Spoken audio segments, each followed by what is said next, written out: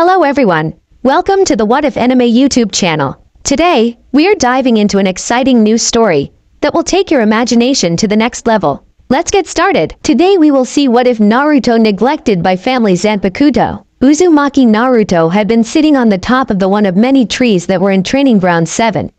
His eyes were red from crying so much as he had been dealt a blow from his heart. Normally he would be sitting on the top of Yondaimi's head whenever he had felt troubled in his life. But now that was no longer an option anymore, as he had learned that the man he had admired and idolized had in fact been his father, who along with his mother is also still alive while taking care of his little sister outside the village of Konoha. It had felt like someone had taken a hot-bladed kunai and repeated to cut along his skin. Of course he knew from experience how that felt on his 8th birthday when he was tortured in the streets. Now however was a different case because the pain of what he came to know was one of heartbreak. But it was not just his family that he had just found out by accident that they were indeed still alive along with his godfather and grandmother. No, this time it was far worse because the man he had seen as a grandfather had just been lying to his face for so long. Naruto had looked up at the sky that loomed above him while seeing a flock of birds flying over the village as a memory came to him. Flashback. Naruto was sitting on a couch in the Hokage's office as he was drawing in a folder that Sandaime gave while glancing at the aged cage a few times. Sarutobi had become a bit wondering what the boy was doing as he looked to be taking a serious interest into what he was doing. As much as he wanted to go see what the blonde was doing that gave the said child a determined look on his face. He had to curse his luck with his paperwork that was looking more like a losing battle. However, he was soon brought out of his losing battle with every cage had to face by the sound of the small blonde child's voice. "Ji-chan?" Naruto said as he looked at the elderly cage with a curious look before Sarutobi smiled at the blonde. "What is it, Naruto? Iruka-sensei told me I had a special homework assignment to do in class," replied Naruto as the aged cage had a curious look of his own at hearing what Naruto had just said. "He told me to draw a picture of my family and I drew you and me," Naruto said as he showed a picture of squared-up versions of the two of them holding hands. This made Sarutobi smile at the picture as the small boy who is now hanging off his desk. "You know what, Naruto? I think I will keep this picture here in my office from now on and have a talk with Iruka about your special assignment, okay?" Naruto had looked at Sandaime for a few moments and smiled at the man as he went back to the couch and went back to drawing on his notepad, then looked at Sandaime. Ji-chan, what is it, Naruto?" Sandaime asked Naruto as he saw the boy look a bit nervous at him. "Well, did you ever find anything about my parents or family?" Naruto asked as his eyes were filled with hope of having a real family like the other students of the academy. Sandaime looked at the blonde for a few moments aside. "No, I am still looking, Naruto," he said as he saw the boy look depressed. "I am sure that I will find something soon." End flashback. Now the blonde sighed again as his tears had finally stopped flowing from hearing what had happened earlier today. That had been way too much for him to even register what he had heard or if he was even meant to hear it at all. Flashback. Naruto had found himself to be more annoyed than he ever was in his entire life as his own Junin sensei has refused to train him for the Chunin finals. This had happened when he had decided to visit Sasuke in the hospital and he had a feeling that he would see Kakashi there. He had hoped that the man could give some training so that he could defeat Neji in the final rounds. However, Kakashi had told him that he needed to train Sasuke for the finals so that he can beat Gaara. While deep in his mind Naruto did understand that was indeed true after seeing what could have happened to Lee in the earlier rounds. But still he knew that the man could actually train the two of them together as they are both his students. With that Naruto saw that the Junin had left him there with nothing to even help him in. "Uzumaki Naruto," said a raven-masked Anbu who appeared behind the blonde, making the said blonde nearly fall over. "Hokage-sama has asked for your presence at once." Alright then," Naruto replied as the Anbu vanished via Shushined. Never once in his life had Naruto never ever once disobeyed the man that had been his only family since the start of his life. So the blonde had made his way over to the Hokage's office as fast as he can. The blonde had made his way to the door of the office of his grandfather and was about to put his hand on the door until he heard a yell. The blonde, being ever so curious of what was happening to the old man, had pressed his ear against the door. Are you telling me that you had made some adjustments to the Shiki fusion on the night of the Kyuubi attack, and not only that, but you have been alive all this time with Kushina in training your daughter, Naruto's twin sister, outside the village? Roared the aged Kage as he could not for the life of him understand what has been going on with Minato. Yeah, you see, after the sealing of Kyuubi, I had asked Jiraiya along with Tsunade to lie on that night, so that Kushina and myself can train Kimiko to use her special chakra to subdue the Biju's chakra if Naruto had ever lost control of it, said Minato, who looked very confident in his judgment. Kimiko had gained access her special chakra when she had just turned 6 years old, and like I said before, this will help restrain the Biju chakra so that it can go back into the seal. So Minato, you left Yuto train your daughter and at the same time left your son to the wolves, Sandaime said as his eyes beamed with untold fury in them. Minato then looked at Sarutobi with a confused look on his face at what he had just said. No, Jiraiya and Tsunade had left once a month to come back to the village to check up on him. They even trained him with the help of Kakashi, as I was told by them. You know that Jiraiya is the twins' godfather and Tsunade being their grandmother, you know. Well, they have not once ever came back to the village ever. Sarutobi roared again as he stood up from his desk. Do you even know how many times I had to lie to the boy in saying that I did not know his parent and saying that I will find them one day? Outside the room, Naruto's eyes had widened at the last part being said by the old man who he saw as a grandfather. That the old man he had loved his family had known who his parents were all along. Everything had then began to turn dark for the blonde as the pain in his heart had been too much now. So he ran out of the office with his head down, refusing people to see him with tears in his eyes. End flashback. Naruto had stayed in the tree where he could let his tears fall freely as he could not go to the top of the Hokage monument like before, because it was there that he used to sit on top of the Yondaime's head for comfort. But now he could not ever go back there, not after overhearing what had been said in the office not too long ago. Learning that the man he had admired for so very long had in fact been his father all this time, and not only that, but he had a twin sister named Kimiko along with a mother that was very much alive just like his father. A mental image had taken form in his mind that showed Yondaime living happily with his wife with their daughter. Why did it have to be me? Said Naruto as he looked at his hand. Did everyone really see me as a demon after all?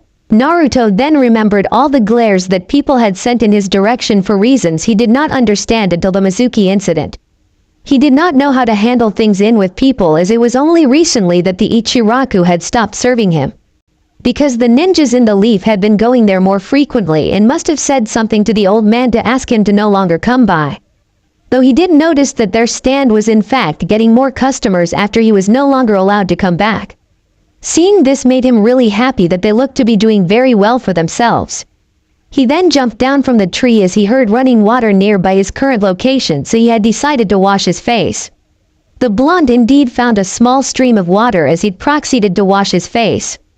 It was then that he saw his own reflection in the water, that he saw a person that looked like himself, but looked very different. What was that? He asked himself as he kept looking at the reflection, who just smiled at him. After being a little freaked out by what he was looking at, Naruto decided to go home for the day. After the blonde had left the area to go back to his apartment, two pair of eyes had been watching the blonde in the shadows. All of them had a knowing smile on their faces of what was about to come soon. However, all two of them had the very same thought going through their minds. Finally, this charade will come to an end. The two figures thought as one. That night outside Konoha, a figure dressed in full black that covered their entire body as they looked up at the moon with a mesmerized gaze as he felt enormous power coming from it. He then felt one person's that is in the shadows watching him as he star-gazed in the cool crisp moonlit night. You can come out now, said the figure in a bit of a deep voice without taking his eyes off the sky. So have you finally awakened? The figure revealed himself to be none other than Orochimaru himself. Yes, and it has been a most stressful slumber, but one I do not regret since my training with you and had to be awakened only once to use my true power, said the figure. Did anyone see you when this happened? No, thanks to a certain jutsu. My actions went on unnoticed for the most part. The figure replied as he turned his gaze to the snake Sanin. Was he able to recruit the two like I wanted, Orochimaru? Sadly, no, said the snake Sanin. A pity really, as I could given them much more than the other man. The figure said with a bored voice. However, the other one has accepted your offer as he seemed very excited about the deal. Orochimaru said gleefully. Then the mission was not a complete failure, Orochimaru, and has your research made some progress? The snake Sanin looked up to the sky just like their Paran before him was doing as he had a pleased smile on his face. Yes, I plan to use it at the Chunin exams, if that is okay with you. Hey, I suppose it will be a day of remembrance for the people of this village of arrogance. What of Yondaime and Sandane? The figure had a calm smile on his face that his hood hid his features. They will not be able to do anything to us once we have gained the final element into my plan. Hokage's office. Sarutobi had not been having a good day since the certainly return of the Namikaze family since the Kyuubi incident. But now it appeared that Naruto had overheard everything that was being said from his front door. It just made everything more worse than before, as he knew the boy who now hated him for lying about his family and would grow to hate his family for leaving him behind in a village that wanted his blood. He could only wish that when Naruto would come to see him on his own, that he may be able to convince the boy that he had good intentions of not telling him. Sandane then pulled a drawer open on the right side of his desk as he pulled out Naruto's drawing of the two of them holding hands. However, he was soon brought out of his thoughts as an Anbu making their appearance in front of him that had a certain mask. I forgot Yamato's Anbu mask, sorry. Hokage-sama, I have come back by your request, said the Anbu. Tenzo, were you able to find anything about Orochimaru's whereabouts?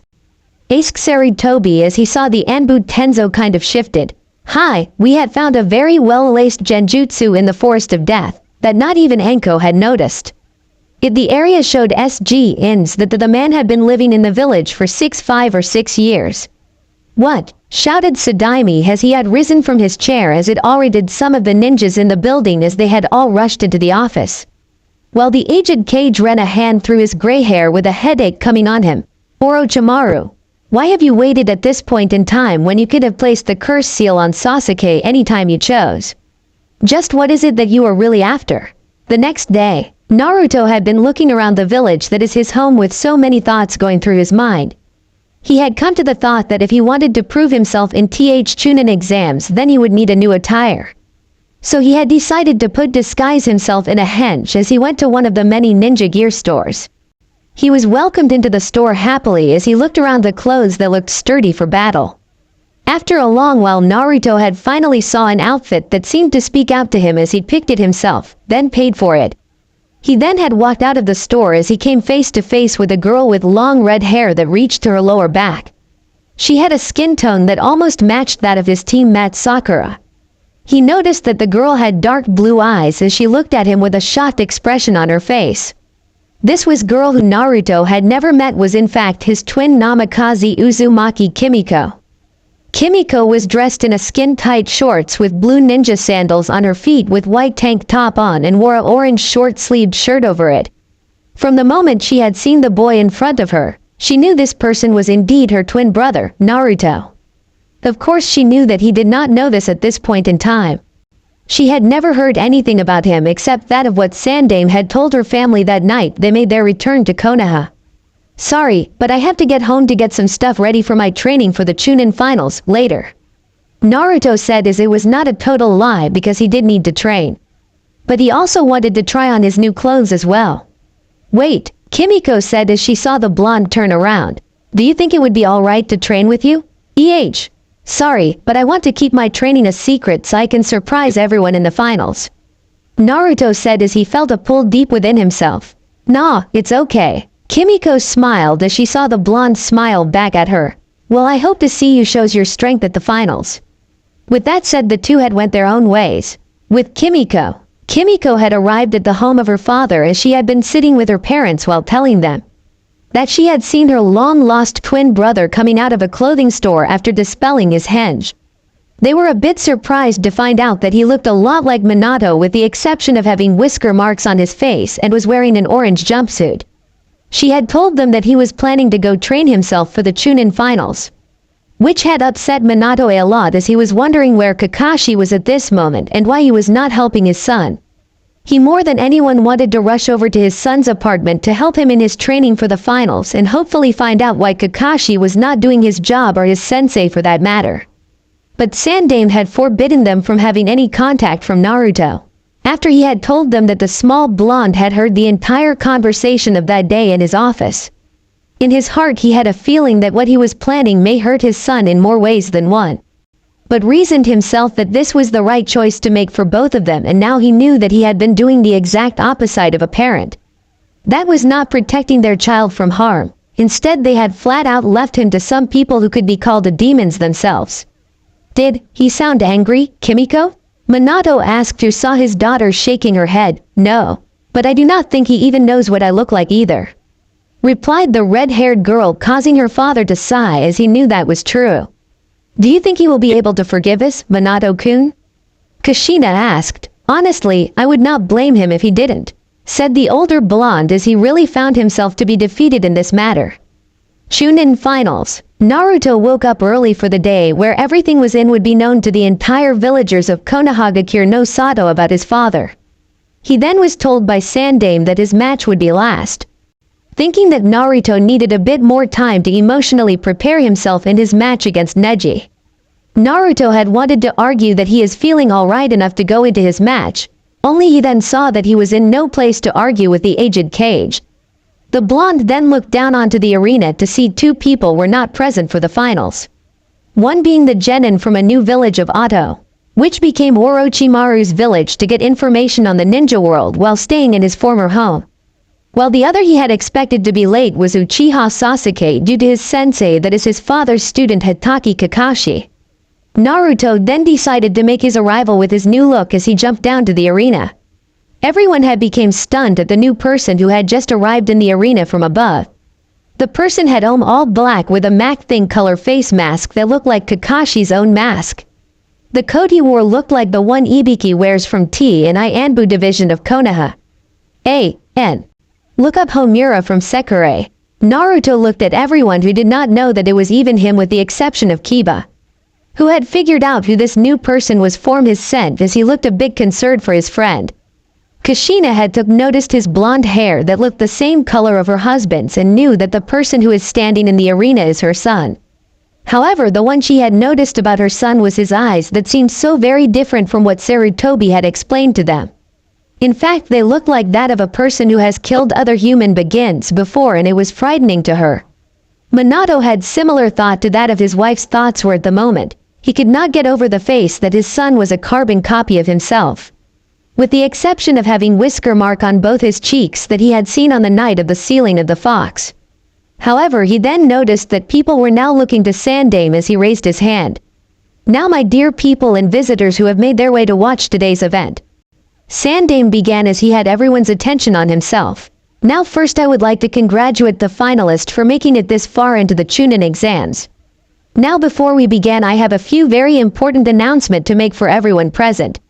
The first is that the first match between Uzumaki Naruto and Hyuga Neji will be pushed back to the last match, or how I deem it. Now on to the second piece of the finals, which I will now say is that no one is to forfeit their match no matter the circumstances, said the aged Kage as the team of Suna scowled at this piece of news. And finally is that our beloved Yondaime Hokage is returned back to the village, due to making new adjustment to his seal. Hearing this, the people of the village started to gasp for a few seconds, then cheered at having Minato back. While some people were saying that it was a matter of time for the demon to finally pay for his crimes. Now I will let Namikaze Minato say FW words. Naruto only scoffed at the man as he looked a bit nervous at the people who were waiting for him to speak. Well, first of all I would like to say is that, I am glad to be home, said Minato, who then saw the people cheer even more so. Now that is out of the way, I would like to know why this village has not done what I had requested in seeing Naruto as a hero, yelled the angered blonde as he saw the people cringed and shocked at why he would be angry. I have it on good information that you people have done everything you can to make my son's life as miserable as you possibly can. Hearing this caused the people to become even more shocked as their beloved Hokage called Naruto his son. Most people had said that the demon just took the shape of Yondaime to mock them, as they found it to be more fuel for their hate. while Naruto for his part had his eyes closed as he chose to no listen to his estranged father become angry. Minato had continued to yell at the people for doing everything they could think of to break his only son, and from the looks of it, had succeeded in that matter. People then began to feel even more regret for playing a part in Naruto's bad life, as they could only feel shame. However, everyone was then shocked that the boy in question had made his way to the waiting area for the contestants of the finals. The Namikaze family were also shocked as their own family members showed no signs of even caring what was taking place. Naruto had taken a seat as he watched the matches go on with no real interest on his part as he watched Kankuro being defeated by Shino. While he was a bit surprised at the outcome with the Abarame's skills and strategy, he could not help but point out the weakness in Shino's ability to fight opponents that will have learned of his clan skills with bugs, as it was very foolish to fight with clan techniques only because of over-specialization would be anyone's weakness against a versatile opponent. Shino for his part thought that Naruto did not understand the ways of a ninja. If only he had not found out that he was poisoned by Suna's puppet player in the match. He then continued to watch Shikamaru's match as he had suspected that the lazy genin was in fact a master of strategy and thought that if he had not applied himself more then anyone he would lead will pay the price. It is a harsh lesson that the lazy genius would have to learn eventually in his life. Then it had came time for his match against the Hyuga prodigy of the clan that had built up in arrogance along with the Uchiha clan. Neji had walked down to the arena grounds that had some debris due to Kankuro's match against Shino. However, Naruto had appeared on the grounds before he even took his first step down the stairs. People were shocked to see that the son of Yondaime had moved so fast that no one could even register it. Neji was shocked as well as he saw that this year's dead last moved faster than any Shunshin he had ever seen. The moment he stood in front of the masked blonde was the moment that Kakashi had made his appearance with Sasuke, who was wearing a new outfit. "Yo, are we late?" Kakashi asked as he looked toward the proctor who had a senbon in his mouth. "Yes, in fact that you are late, Kakashi. If the Hokage did not push Sasuke's match to being last one due to your lateness," said the proctor, who is clearly annoyed with the copy nin, while the said Junin laughed sheepishly. "By the way, look in the Hokage's box," said the proctor as Kakashi did what was asked of him, then gasped. "Sensei?" Kakashi said as he then started to shake. "Would you mind leaving?" said Naruto in a voice that was both annoyed and cold toward the Junin as he got the other's attention.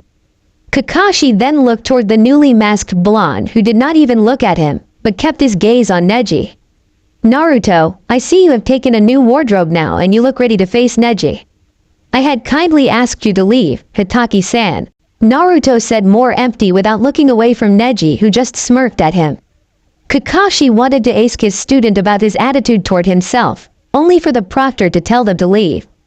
The silver-haired Junin then went up to where Minato was sitting as he then noticed the only two loyal Sannin with them. While Naruto had his eyes on the Hyuga before him, he could not help to smile calmly at the prodigy. Once the proctor had started the match, Neji had closed his eyes believing that his match was destined to be his and decided to voice his opinion. "Fate has decreed that you shall lose this match, Uzumaki Naruto," Neji said as he was still smirking as he activated his Byakugan in hopes to intimidate the blonde or make him lose his focus. Only to see that his words or his bloodline had no effect on this person before him. "You must accept that fate had made you into a loser just like Hinata-sama is." Naruto then gave a calm smile at the Hyuga that did not look very pleasing to anyone. "I do not need to heed the words of an insect that has compensated his weakness for a belief that life is controlled by fate. Who does not dare to rise higher to those who had set his life as a servant?" said Naruto as he saw Neji became angered by his words as he saw the blonde vanish again, only to reappear as he was standing on the wall. "Tell me, Hyuga, have you improved your Kaden?" said the blonde as he heard a few people murmur at his words. "I know that all Hyuga have this skill for what they believe to be a perfect defense against their enemies as well as thinking it to be an offense. So I would like to show that your pathetic excuse of perfection in battles have a flaw."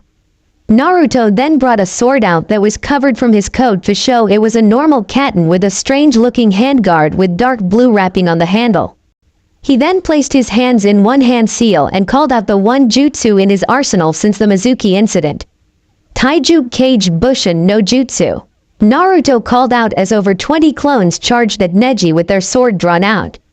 Like he had predicted, Neji began to spin his whole body as he deflected the clones. He watched as Neji took pride in defending himself against would-be attackers only to see the blonde still smiling. Now, as I have known before with your clan, is that you need to be in close range to use your Jukin to close my chakra paths, correct? Said the blonde, causing Neji to become more shocked than he already was. I will award your effort in trying to make me submit to your lowly game of mental breakdown, Hyuga. But so far I am not impressed by your clan, or any for that matter of fact, as they all over-speculaze everything and never dared to think outside their world of fantasy. To prove this one fact, I will show you my true power that I have kept secret from everyone around me. Since I have only had to use my power only once in combat in my first A-ranked mission to Wave, in fact I used it without being noticed. In the cage box, Kakashi had been cued out by his sensei for not teaching his son for the finals, only to be forgiven a while later. As the Junin had explained why he had to train Sasuke for the finals against Sabaku no Gaara, Minato could not really be angry with his student, as he too saw that the red-haired boy seemed to be a bit unstable. But nonetheless he was still a bit angry with him for doing what he would advise against in favoritism. But then again he himself was no different, as he had adopted Kakashi into his family as his own son. Kushina had kept her eyes on her son as he had drew his sword out from under his coat, as well as she took notice on his words about clans. Back in the arena, bloom with your frozen petals, Shiroi Fuyomira, Naruto said calmly as his katana began to glow a pure snow white that blinded a lot of people for a short time. Once the light had died down, everyone was stunned to see that the blonde was now carrying an entirely different sword that had a pure white blade. The odd feature that everyone saw was that small shards of dark blue icicles were spinning around the snow-white blade. Naruto then held the blade above his body as he was still standing on the wall. Blossom with your radiance, Sumitai Ise Taizen, Naruto said as a few of the shards that are circling the sword had shot out to the arena floor and around Neji, who was confused. However, Naruto was not done, as he pointed a finger at the Hyuga. The Kudu number 61 Rikujokuro, said the blonde as a yellow light flashed a few times at the tip of his index finger that is pointing at Neji. While the confused Hyuga was too busy at the now slowly freezing ground was turning to dark blue ice. He was about to jump to the wall to save himself from who knows what would happen if he stayed. Only to see a flash of yellow from the corner of his eye as he was going to turn to the blonde.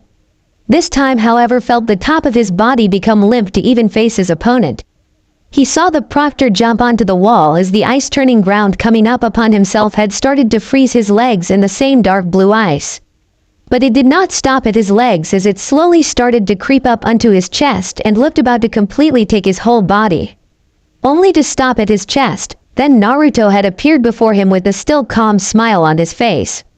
I shall not be deterred by the words of a weak child who is consumed by his own illusion of life being controlled by destiny, or the empty words of a failure.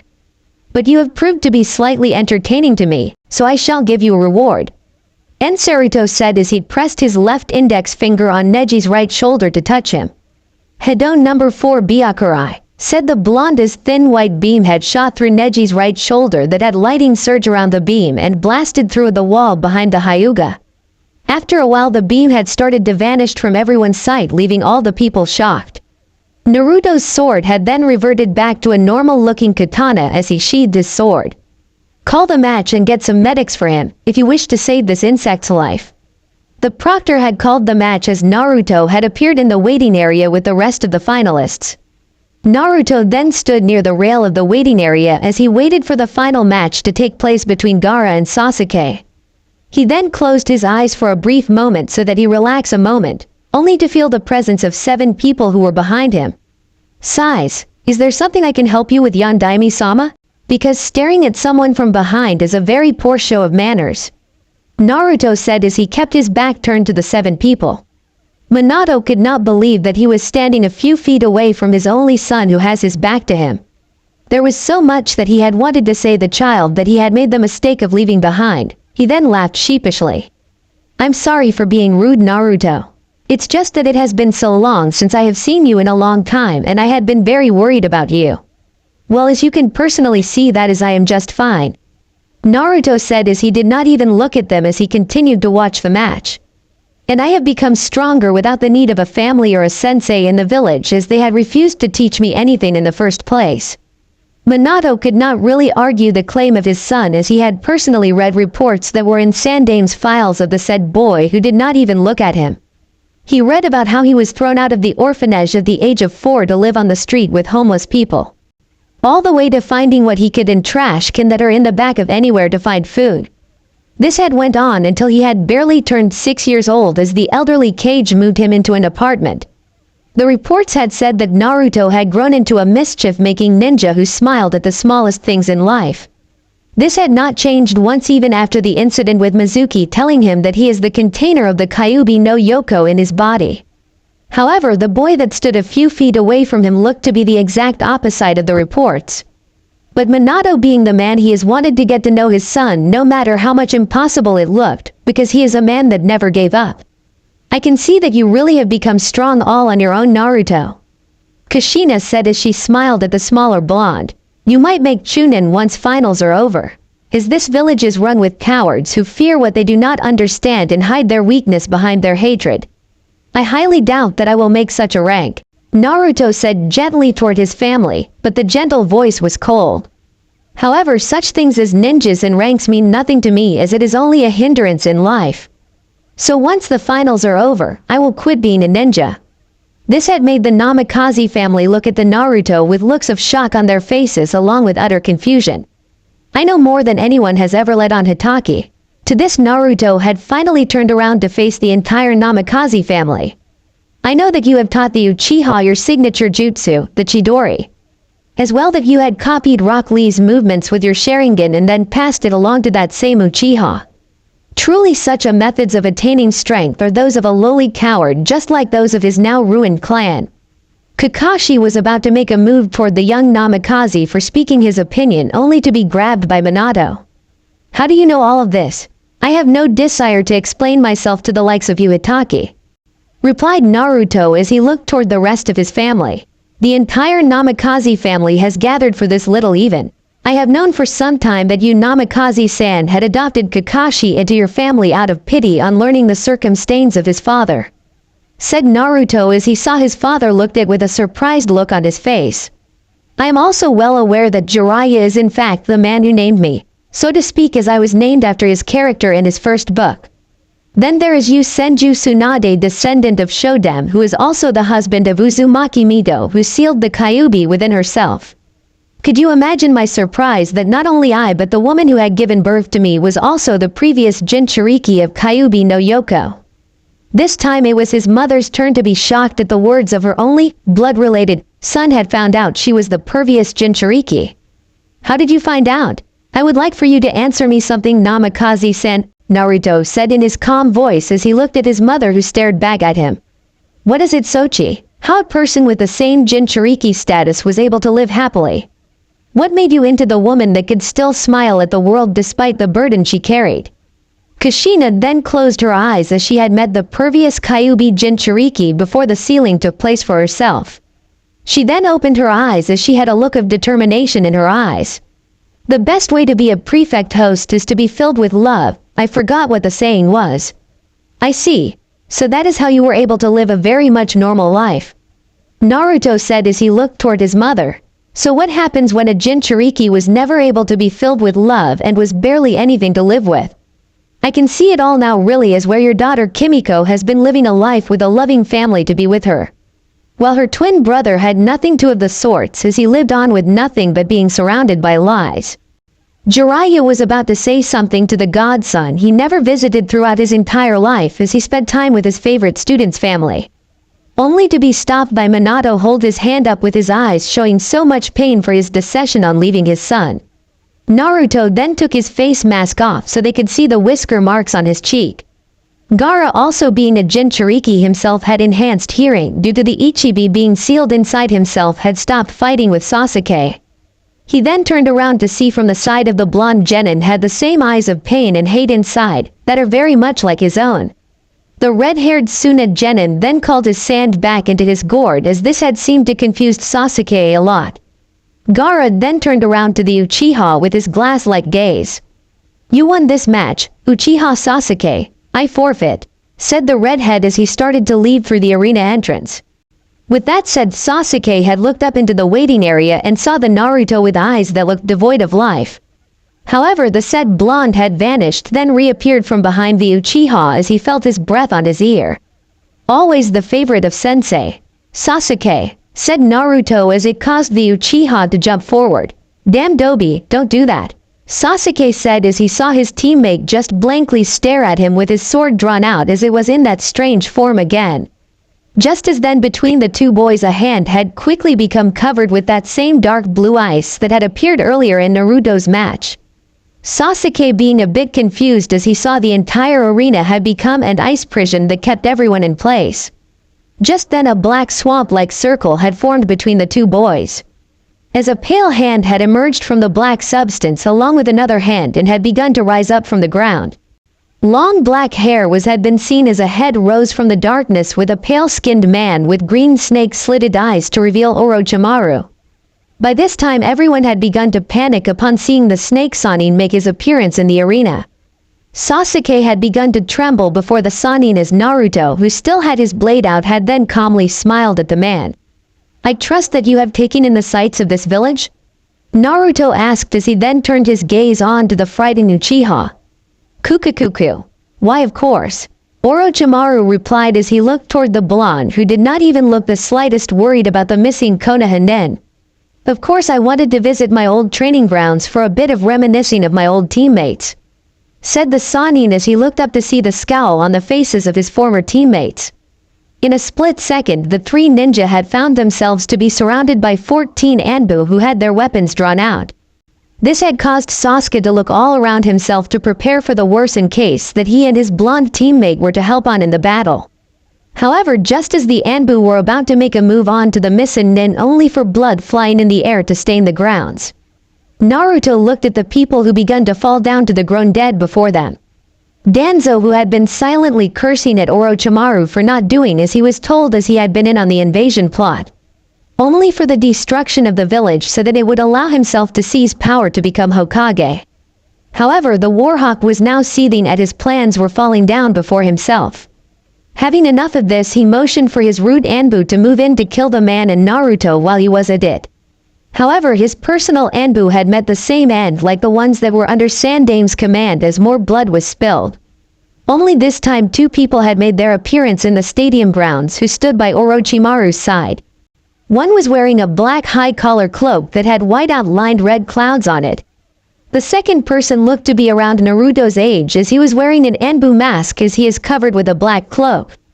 Danzo had recognized the mask as it belonged to one of his subordinates in his root division, Uchiha Itachi. Sasuke yelled as he charged his Chidori up once again as his anger had fueled his power once more again. "Today I'm going to kill you." Once the jutsu was fully caged, Sasuke ran toward his older brother while the ground was being torn by his Raiden jutsu as people were in awe. He then thrusted an attack into his brother's chest where his heart is located as he felt the man blood run over his hands, only to see that Itachi had a small smile on his face as he was trying to figure out what this meant, until he felt the coldness around his legs for some unknown reason. Sasuke then looked down to see his legs were covered in that dark blue ice that was used to entrap Neji in his teammates' match. He then looked to see Naruto looking at him with eyes that looked far more cold than his older brother's. "Are you preparations ready?" Naruto asked as he looked over to Orochimaru, who had a smile on his face as he nodded his head. "You may proceed," said the blonde, who then finally sheathed his sword on the side of his left waist. Upon doing this one action, the entry stadium were now in shock to see that Kushina along with her daughter were on the arena grounds in front of Orochimaru. But the 6 people were imprisoned by the same dark blue ice all around themselves as Orochimaru held Kushina by her neck, while Itachi along with the young Anbu were holding Kimiko down in their grip. Naruto himself had begun to walk over to his mother with his hand stretched out over where her heart is located. His hand started to turn into wood as he placed his hand on her right breast, and once his hand had made contact with her, a bright light had nearly blinded everyone all around in the stadium with the exception of 4 people who did not seem to care. Naruto had begun to withdraw his head as a stream of rainbow-colored chakra began to withdraw from Kushina into Naruto's hand, This process had kept on going for a few more minutes until the last of the chakra had finally been drained from his mother's body. While this happened, everyone could only look on helpless at what was happening to a kunoichi who had been a role model for younger generations. Orochimaru had finally the woman go from his grasp as he watched Naruto walk toward his sister to repeat the process. Once Naruto had finished with his sister, the two people who held Kimiko in place dropped her to the ground, looking severely weakened like the older woman. Naruto, seeing the head, smiled calmly to look at his once family. "I am very surprised to see that you two are alive," Naruto said as his smile did not falter even after his ice prison had dropped to the ground. "I will admit that even I did not know what would happen after I had taken your special chakra from your body, and I am very mildly impressed that you have survived this little experiment of mine. Since you two were the first to live through this extraction process like a few other people who too shared this chakra of yours." Hearing this caused Kushina's eyes to widen as she came to realization that she was not the only one who lived after her country was destroyed. However, she then became sad as she heard that from her son's words that others did not live through his process. She had started to cry out toward her clan that had met their ends at the hands of one of their own. "Oh, it seems that we did not have to use brutal tactic to acquire this little item, as it was something that I needed down the road," said Naruto as he held out Shodem's stone pendant. "It seems that it was a wise choice to follow through with your plan, Naruto-kun," Itachi said as he too was looking at the blonde with calm eyes. "I did not think that Tsunade-san would ever pass her grandfather pendant to anyone. Not after the incident with her brother being killed and then her lover," commented Orochimaru as smiled. "Don't you dare speak their names, you bastard," yelled Tsunade as she looked at the snake Sanin. "It seems like the old witch does not like you talking, much less living Orochimaru-san," the young Anbu said as he looked toward the snake master. "The story of my life," replied Orochimaru as he looked to Naruto, "which will come to an end today," Jiraiya stated as he was getting himself ready for any kind of a fight. Naruto grinned a little as this had got the attention of the ninjas around them. Sandame did not know what to think at the young blonde's thought, so he asked, "What is that you are finding humorous, Naruto?" "Oh, nothing really," Naruto replied as his grin did not falter once, until 4 beams of light had came down from the sky and surround the 4 people in a small barrier as he started to lift them into the air. Everyone had looked into the sky to see where the beams of light had came from, only to see a black rip in the sky as it was taking them in while the 4 looked down onto the people. "To think a man of your caliber was not able to see past illusion I have created, Minato-san."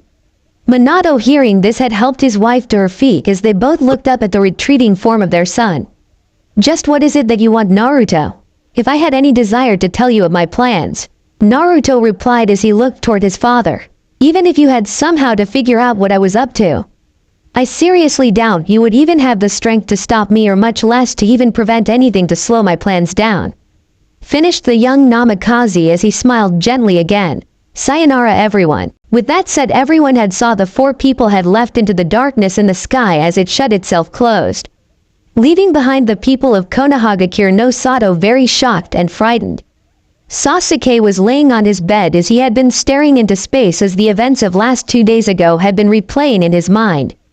All this time Naruto was in fact stronger than he was and had been faking his foolishness, though he had been suspecting this for some time since the mission they had together back in Wave. There were a number of times when he had seen the blonde with eyes that looked more defined than he ever seen before in his life. Not even Itachi had those types of eyes for as long as he had known his brother. Sasuke then got up from his bed as he walked over to the photo of Team 7 they had taken together. He then traced the area of where his blonde friend stood on Sakura's left side as he was glaring. Sasuke then had put the picture of Team 7 on the table, then placed his hands in a single hand seal. Once he had done this single deactivation jutsu, his body had started to glow. His hair had started to grow out in the back as it extended to his lower back.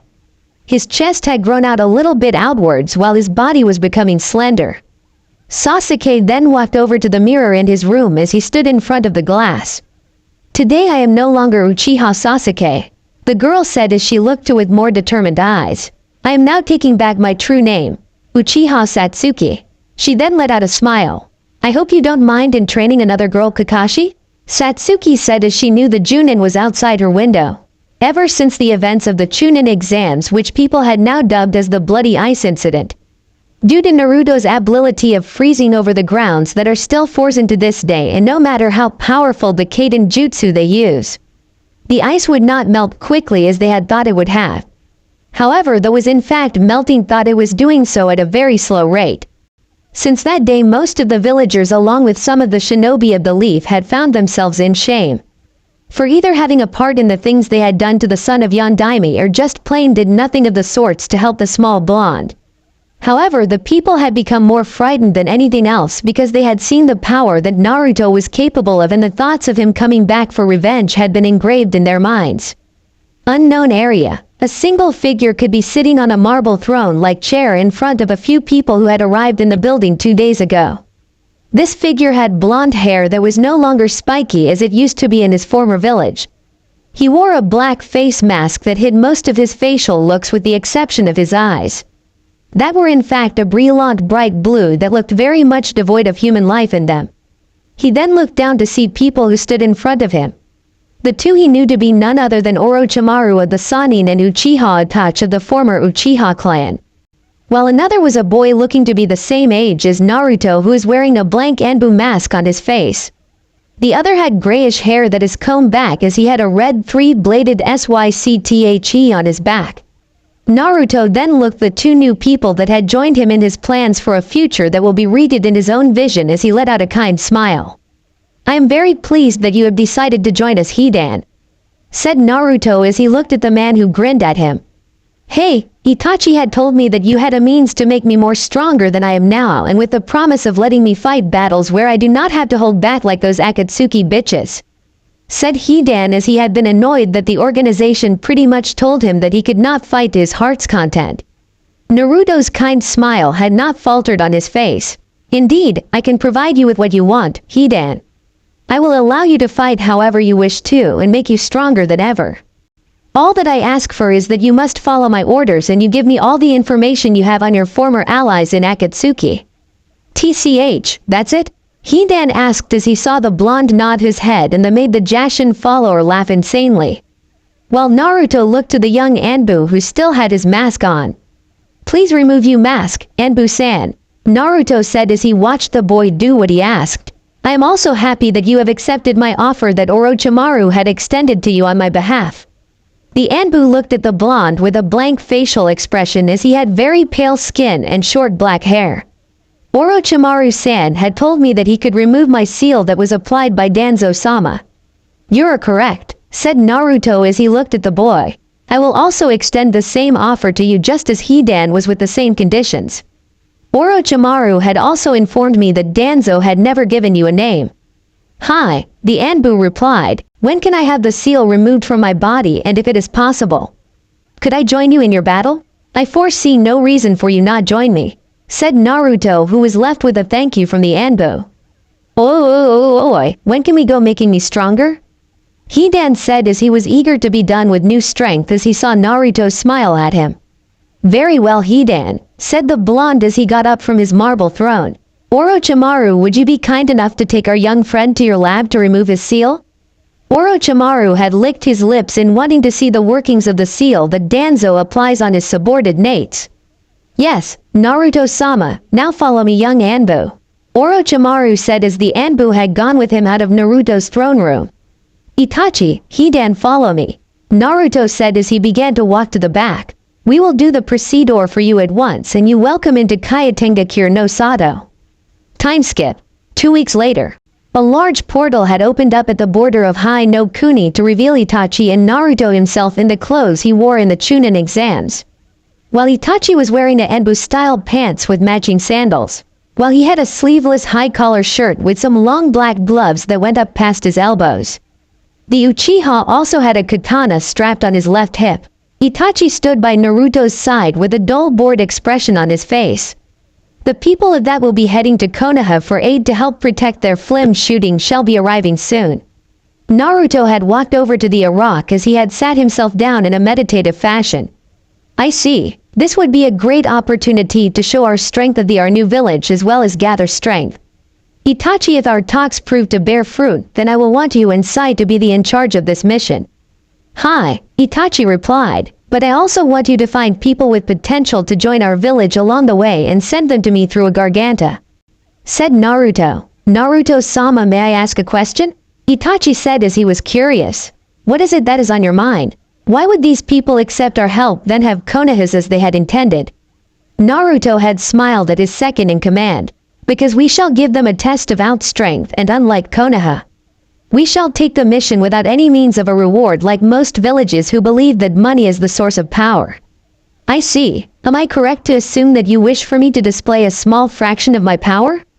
Yes, you are correct, Itachi. Naruto answered honestly. I hear that Kakashi had gotten a replacement from the Fire Temple to join his team a week ago. Yes, I too had heard this rumor as well. Itachi said as he watched for the people who were to arrive at any time. I am going to have Hidan make a visit to the Fire Temple to retrieve a scroll that may hold valuable information locked away deep in the temple itself. Said Naruto as this had caught Itachi by surprise for a moment. They are finally coming into view now. Let us give them a warm welcome, Itachi. The envoy had made its way through a very long journey from their latest area of their shooting with the actress Yukie. Everything seemed to be going smoothly as they had not encountered any hostile people along the way. However, they had came to a stop when two people looked to be standing in their path to reach Konoha. One being a young blonde-haired boy with a black mask with a black trench coat over a white button shirt with matching gloves, pants and shoes. While the other had black long hair tied down in a ponytail who is standing next to the blonde. Immediately everyone began to think that it was some bandits that looked to steal everything they had as their guards have prepared for a fight. However, the blonde then held both hands up to show that they were not there for any sort of hostile actions. Reading, I am Uzumaki Naruto and I have come to have a discussion with the actress Yukie. Said Naruto as he spoke in a kind tone of voice. Just then a woman with black and blue eyes that looked to be a bit older than Itachi himself had came out of a kurige with a frown on her face. I am Fujikaze Yukie. Now tell me why you are blocking our path to Konohagakure no Sato. She asked, demanded. I hope you do ACCPE, my sincerest apologies, Fujikaze-san. Said Naruto as he approached her. But I would like to make a better business agreement than one your producers could make with Konoha. Just before Yukie could say anything to the two ninjas, her director had came out from the back.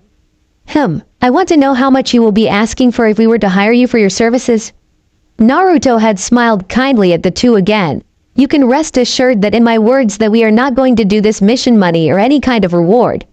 Well, your offer is very tempting, Naruto-san, said the director as he then gave a serious look on his face. But as tempting as it is, would it be any trouble to ask a demonstration of how strong you are? Not at all. Itachi, could you show them your Sero? Naruto asked. As you wish, Naruto-sama, replied Itachi as he held his hand out and pointed his right index finger as what to be a blue-green-like light began to charge at the point of his finger. Then offer a few seconds of the light gathering to the point of his index finger. A large beam of light had shot out from the said finger in a massive blast toward the mountain that was in southern direction of themselves. Once the beam had finally reached the mountain, a burst of blinding light had erupted from the attack.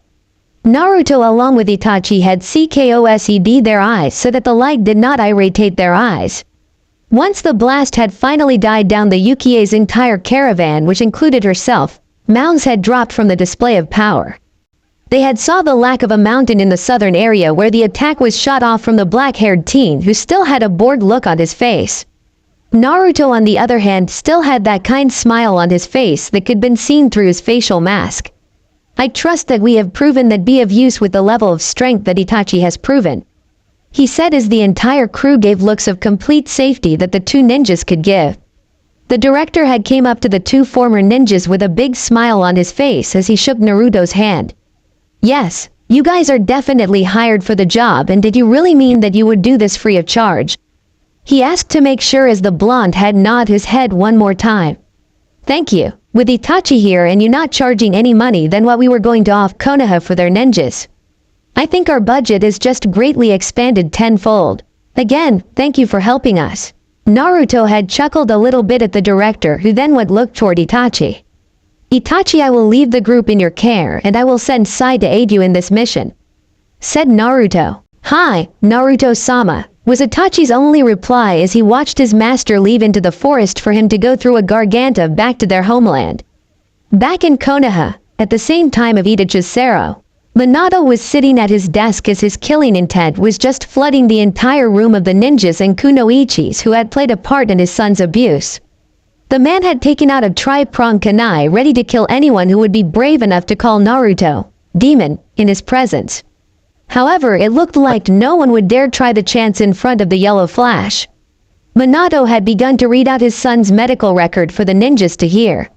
Once he had finished reading the files, he found himself clutching the kunai in his hand and wanting to kill them. However, a powerful shockwave had started to shake the entire village to the point where some buildings looked to be in shambles of the said blow.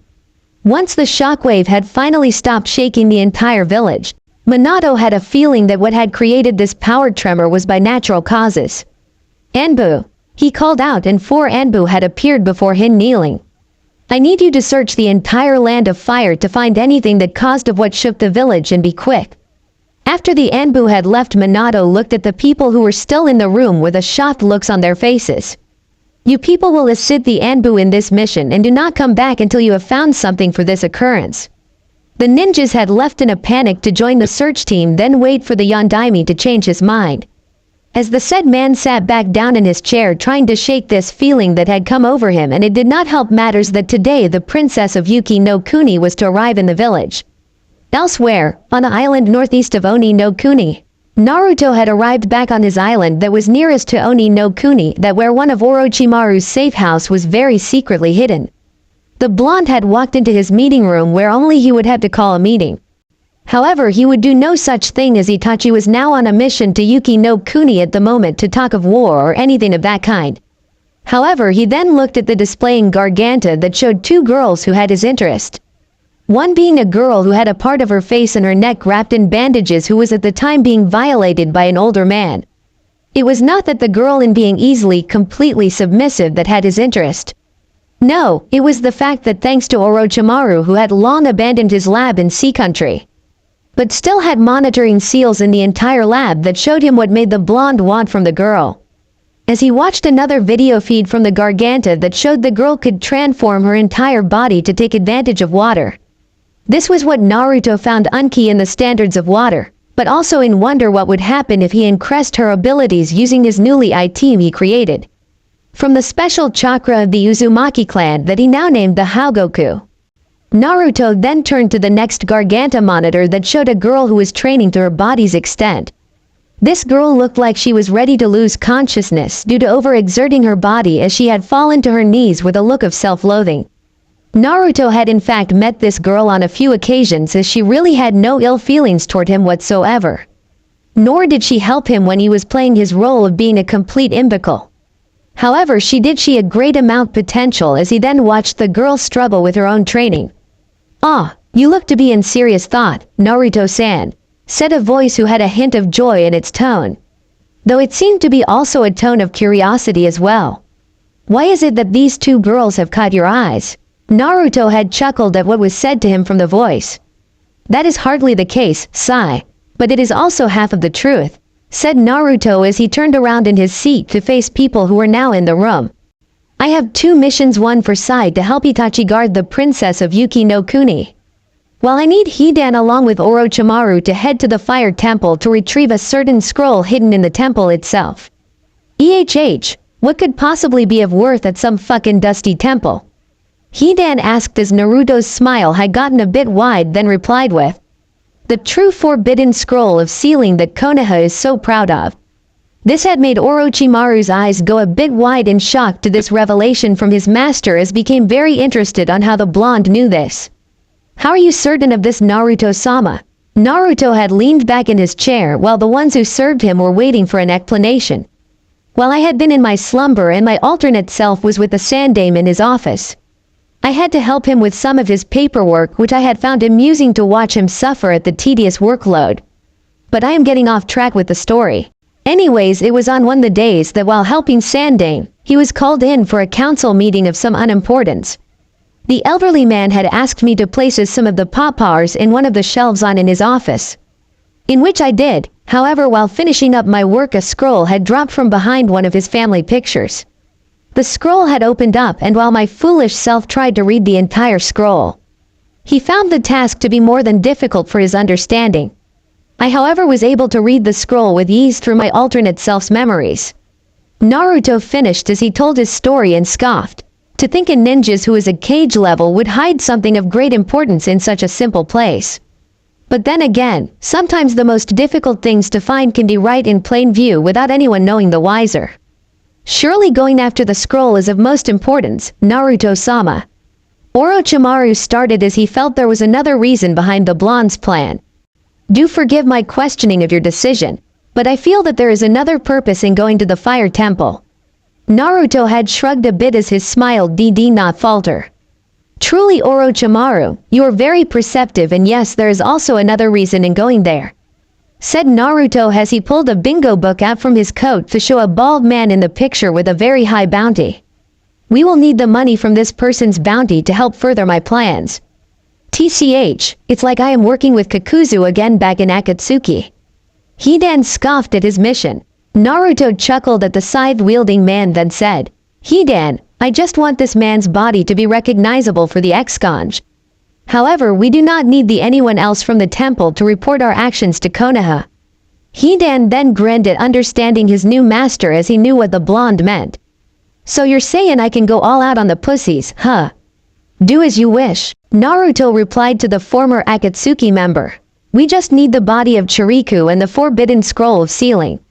5 days later, docks with Itachi. Itachi was now standing outside Kyoki room where she was sleeping due to overexertion during filming. The Uchiha had his eyes closed as he was standing guard for the woman. This not really much of a problem because he had mission when he was with Konoha that required less sleep or any type of rest. His eyes had slightly went wide for a few seconds if feeling the presence of Sai had made himself known to him. Just then the said boy came up the hotel stairs with as he was smelling that just seemed to make those around himself nervous. However, Itachi was not one of the people to crack under being around a person like Sai as he looked over what the boy was wearing. A.N. Honestly, just picture what Jin wears in Heku Mundo in Bleach, only it being black with white undershirt. He then looked to see the boy carrying a wakizashi on his left. Naruto-sama has sent me as your partner in this mission. Itachi had nodded his head in agreement in having the former rude Anbu as his partner for the mission. I need you to stand guard of this room so I may have some proper rest. Hi, replied Sai as Itachi was about to pass him, but had stopped for a moment as the said leaned in. By the way, we might be having a new member in our ranks. Yes, I have known that for a while now, said the Sharingan user. Has he already sent Hidan and Orochimaru to the temple? Yeah, it seems that our master seems to be a bit in a hurry to get things up and running, Sai said as he walked to the door and created a few ink clones. I sure hope this mission will be fun. With Hidan and Orochimaru, Fire Temple. Why the hell do we even have to walk there? Hidan complained as he was getting bored pretty fast while Orochimaru had a map as he was making sure they were on the right path. It's because Konoha might be on the watch for in Garganta we may open and may have outrated the Fire Temple to be on the watch as well, replied the Sanin. Besides, we are not very far now as he just have these steps to go. Che, finally, Hidan said as he walked in front of the snake excitedly and wanting to try his new strength. Only for the Jashin follower to stop in his tracks to see some stairs that went pretty high above. You got to be fucking kidding me. Kukukuku. All good things comes to those who wait, Hidan, Orochimaru said as he took humor in his partner's misfortune. Fuck you, asshole? No, thanks, I already have a wife, Orochimaru said as the brought scythe-wielding man to stop dead in his track, and this made Orochimaru stop as well to look at the former Akatsuki nin who went wide-eyed. What's wrong? When the fuck did that happen? After a few hours of Hidan asking numerous questions about the snake Sanin on how or who he was married to, the pair had arrived at the front gates of the fire temple that looked to be locked. Orochimaru had looked at the gate with a look that did not look impressed along with his partner, who by now just smirked at the structure as he then taken his double-edged white scythe that had blood-red sharpened blades. However, unlike his old weapon, this new version had 4 blades instead of 3. That went in for different directions at the end of the weapon. His clothes had also changed as he wore a cloak much like his old Akatsuki cloak without the red cloud deskin. His pants were that of looking like a samurai's hakama. His cloak was a bit more opened above his waist as it gave him more ability to move around faster. While his partner, the former Konoha nin, had on what looked to be of what a samurai would wear. As he had on a white long-sleeve haori that he had on over his black clothes along with a katana with a white hand. That had a hand guard that had silver snakes coiling OMG themselves. Hidan then walked up closer to the gate as he was just about 10 feet away from the structure. He then waved his scythe in a V motion, as he then watched the gate crumble down before himself while looking pleased with himself. The monks of the fire temple had been training in their taijutsu that is practiced daily in their home. However, everyone had been feeling disturbing feeling in the gustung winds. Sign they heard the news of the bloody ice incident that had happened in the Chunin exams. However, those winds had been blowing more so since yesterday, with the thoughts of doom had been taking a hold of them. Now that feeling became stronger when the gate that protected them had came down. So which one of you assholes is Chiriku? Hidan said as he looked around the people of who seemed to become more afraid. While Orochimaru looked among the monks as well. It looked their questions were answered as a monk had stepped forward from behind as the fire emblem on a sash that is wrapped around his waist. Why have you come here to the fire temple, Orochimaru? Shiriku asked in hopes to get information from the two. Last I had heard is that you had vanished along with Uchiha Itachi and Uzumaki Naruto in the bloody ice incident at the Chunin exams. So the pussies of Konoha had named that shit. Hidan said as he was getting a bit more excited. Oi, Orochimaru, is this the guy we're after?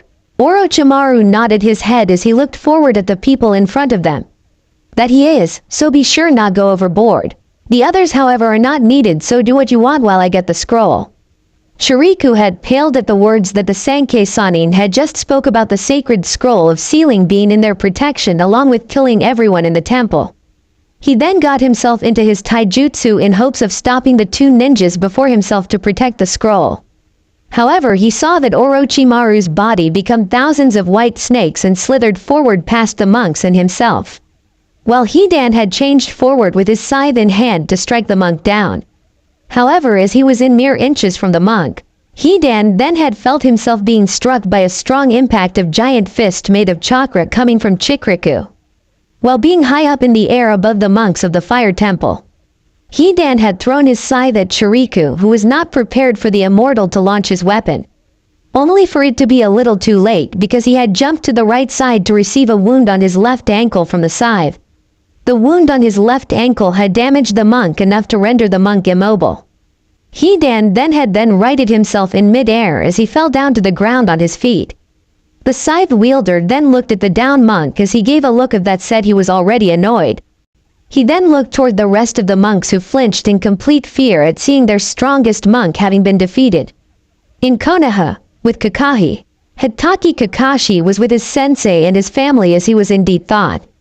On the events of the bloody ice incident that lead to his sensei's son to vanish along with two S-class criminals, including a Rudanbo. However, what had him indeed thought is what his former student's words before he left.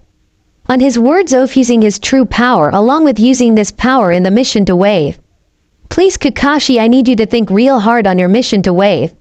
Minato said as his voice was desperate for answers. Did anything seem out of place with Naruto at all during that mission? Sensei, I have been trying my best to think of any moment that Naruto may have seemed different. Kakashi said as he looked more down and letting his adoptive father down. Just then Kakashi had finally remembered something from one time in that mission that Sasuke was with the girl Haku in a deep part of the forest. I might have one lead.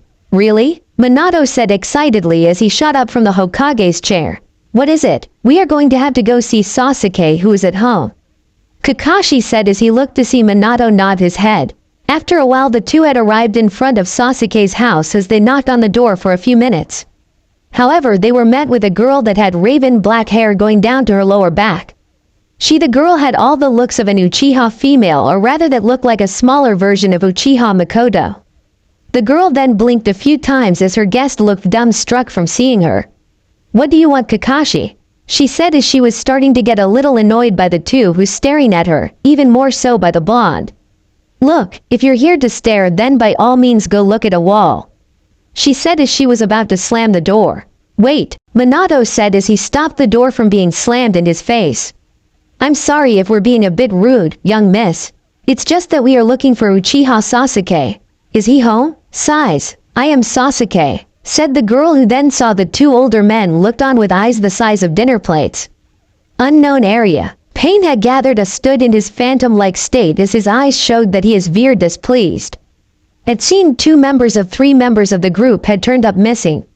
Those three were in fact our Hoshikage Kisame, Hidan and Uchiha Itachi. They were however now disturbed by the fact that Orochimaru had in fact joined with the Kyuubi Jinchuriki of Konoha. This news is most troubling, Pain said as he was glaring at everyone in the room. How is it that we were not able to obtain this information on the Kyuubi Jinchuriki and him had joined forces? What is more annoying is that with him under the protection of Orochimaru, it may prove to become more difficult to capture him should that man train him. He then looked to Zetsu. Have you found Itachi, Kisame and Hidan?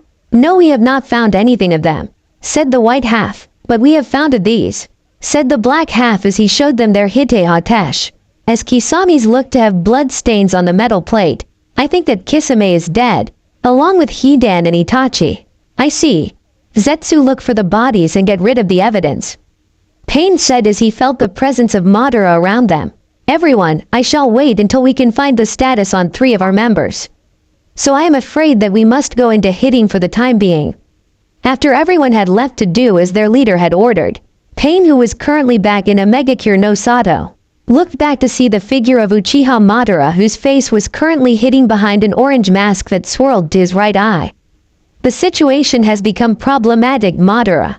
I am sure that the Jinchuriki will show his face if we attack his home in 5 years, said Madara as his eye glowed. In the meantime we must wait, but I believe that if we target those that are like himself, then the Kyuubi Jinchuriki will reveal himself to save those like himself. With Naruto had then looked over some of his plans as they were going to make him do things that his other persona would be appalled at. However, he was now free without the restraints of being what is expected. This one would involve deception of remaining in the shadows and waiting for a precise time to strike. In making assurance that he would prevail to become victorious in both diplomatic and with gaining the people's support on his side. He then looked at the another person through his visual garganta as he looked on with calculating eyes. However, he then looked over another monitor to see the chunks of flesh that is laying on the grounds of the fire temple and came to a new thought in his plans. Hyuga Hanabi, you shall be a great use to me, Naruto said as he turned around and ready to make new plans as he stopped for a few seconds. Perhaps when everyone had returned, we should have some tea together to dissect this new plan.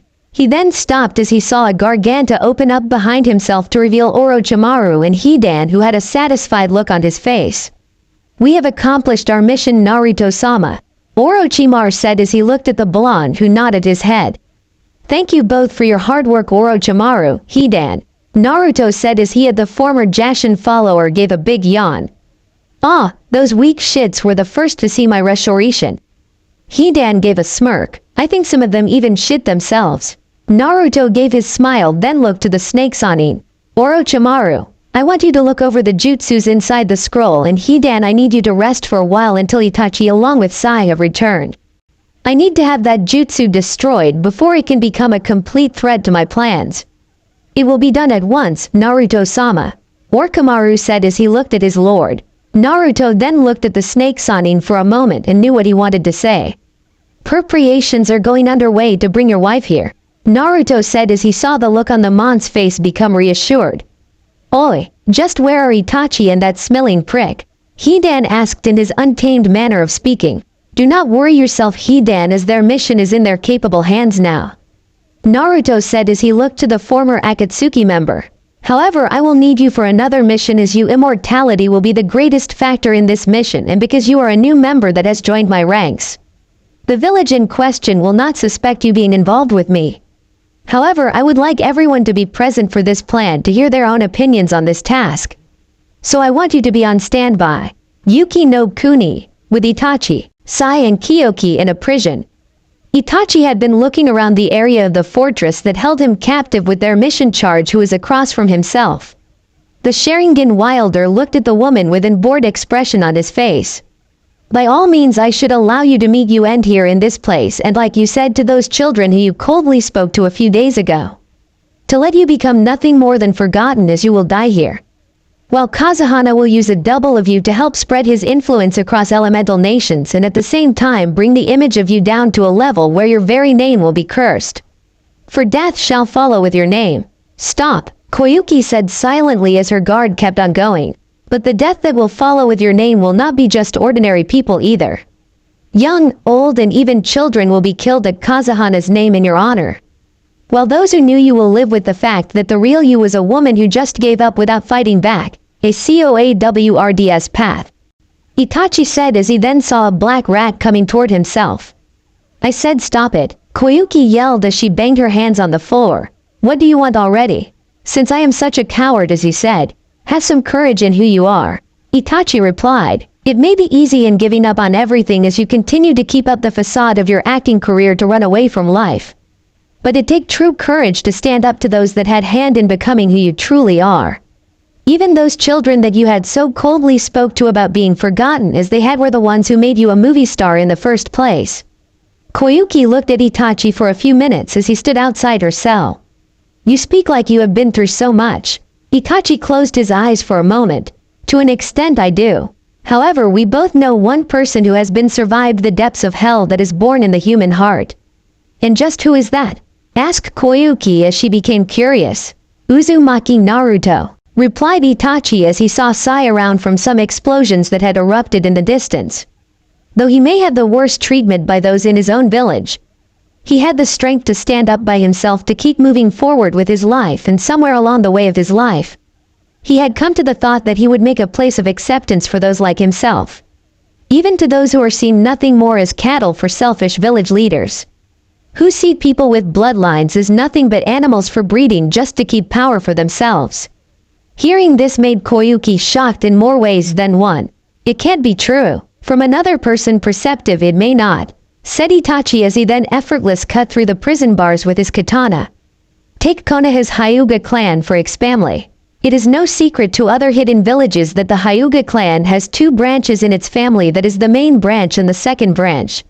Someone would think that maybe it is a form of keeping the family together, which is entire a small fraction of the truth that is kept in shadows. Those that are born into the second branch of the family are made into slaves for the main branch of the clan and are forced into submission by having a seal placed on them at birth. But that is wrong, and shouldn't the village leader do something about this? Koyuki said as she walked toward Itachi, who held his hand out. The Hokage of the village can't really do anything on the matter because the Hyuga clan has its own council, relied Itachi as they started to creep along the corridors of the fortress. As for why has no one stepped in to stop such treatment of human beings, is that the Hyuga are very stubborn people to accept change and wish to keep their power for themselves. However, Naruto-sama has a plan to stop the madness of such people. He must truly be a great man to wanting to achieve such things. Koyuki said as she looked at Itachi with a better light. Are we ready to go now, Itachi-san? Sai asked as he was smelling that kind of creep the princess of Yuki no Kuni. Itachi then shook his head for a moment as he knew that Kazahana would surely try to get Koyuki back in his grasps.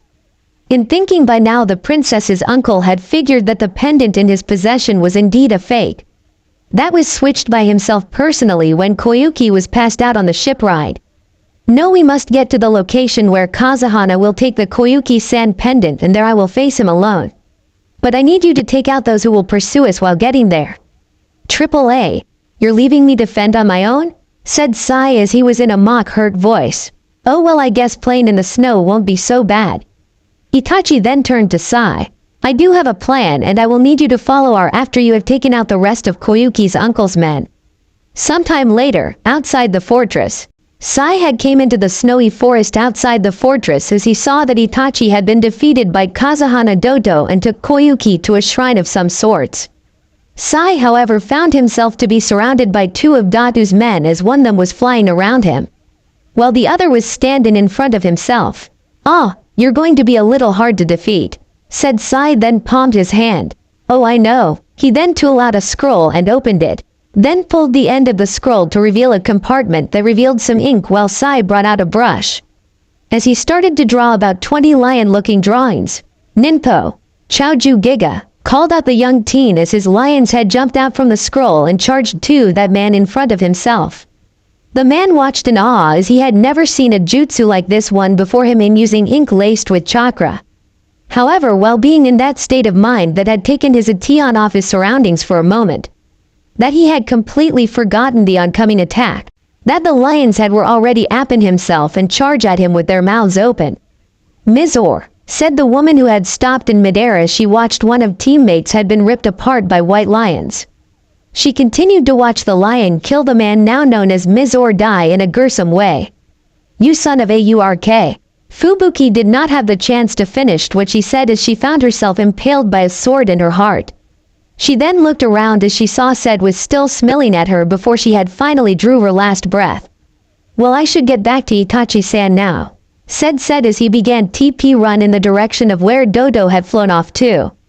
He then came upon a mountain path as he felt another presence was lingering around the area and suspected that another one of Dadu's men is guarding the area. His suspicions were answered as he saw a giant tiger made of snow came around the corner to attack him. Mama, that was rude of you. It was meant to be that, said a man who was wearing the same armor as Mizor and Fubuki. As this new enemy he had met earlier in the trip as he is known as Ruben Adair. I was expecting the princess to hire some Konoha nins and not some brats. But it makes no difference now as you are going to die now, said Ruga. Hyouden, Haru Moko, called out Ruga as a larger tiger made of snow shot forward at Sai, who then unsheathed his wakizashi from his right side. Shoot to kill, Shinso, called out Sai as he held his sword close and the blade had started to grow in length as it had stabbed the snow tiger and continued to extend further. As the blade then shot through the corner of the mountain path where Ruga was hiding. Once the maid had hit its target, Sai had made the blade rest back to its normal state and started to walk to the corner where his dead opponent would lying. Once Sai had gotten close enough to see where his sword had stabbed the man, he could easily tell that it went straight through Ruga's head and through his mouth. Once the teen had seen enough, he left for using a new speed technique that he learned under Itachi. With Duto and Koyuki, Koyuki had watched her uncle take the pendant that her father had given to her when she was a child to a small altar. However, she was shocked to find that it was a key to start the heating system to melt the snow of her country. She then saw the look of pure rage on her uncle Dadu's face at learning the truth of the family treasure. There are many treasures in the world, Dodo-san, said a voice coming from Koyuki as she places a hairpin down on the ground. That exploded in a cloud of smoke that quickly vanished to reveal Uchiha Itachi with his sword drawn out. However, some of those treasures are not always things that are material value and are worth more than money, said Itachi as he flashed step close to Dodo before he could even blink. Itachi then used this opening as she slashed his sword upward diagonally left in cutting Dadu's armor open, as he then followed up with a kick on the man's chest in making Dodo cough up some blood from the blow. Itachi then saw Dodo was knocked back about 50 yards away from himself and saw the man getting ready to use a jutsuga attack. The Sharingan wielder then sighed as he pointed his finger toward Duto as he began to collect energy.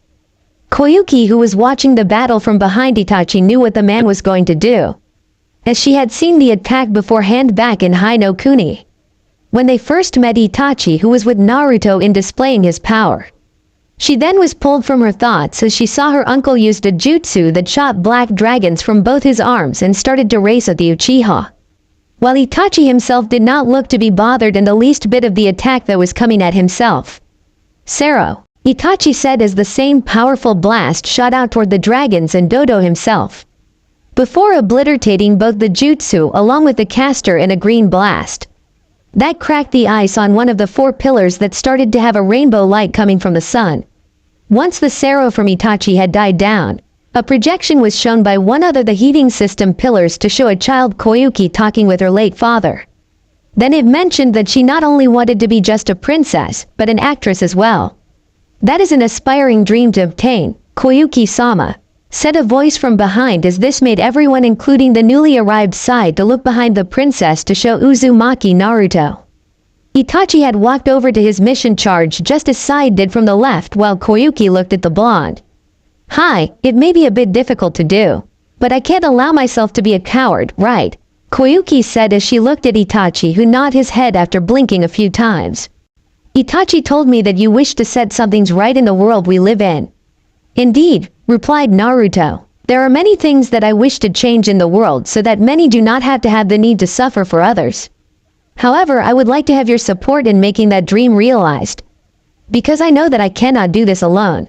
Koyuki then extended her hand to Naruto as she smiled at him. You do not need to say any more, Naruto-sama. Because from here on out Yuki no Kuni will support your ideals, starting now.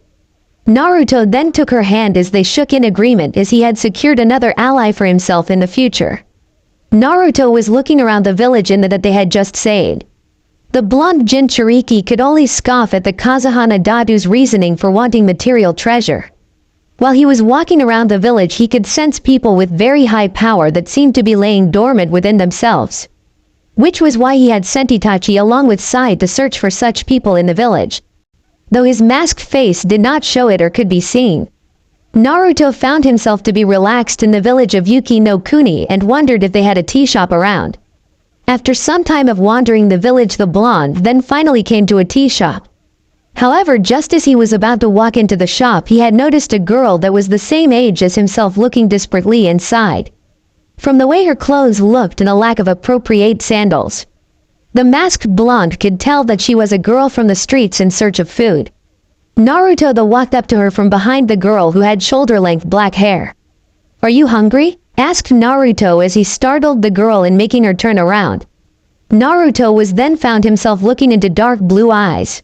I said, are you hungry? Repeated the blonde. No, replied the girl as she said quietly while looking on the ground. I was just seeing if I can see what they have that I can buy. Besides, the food here does not look so good at all. However, the moment these words were said, her stomach growled as she blushed in embarrassment. Would you like to join me for a meal? Naruto asked kindly. Konoha, council room. Minato was sporting a headache as he was new to being in the council room in the Hokage's seat.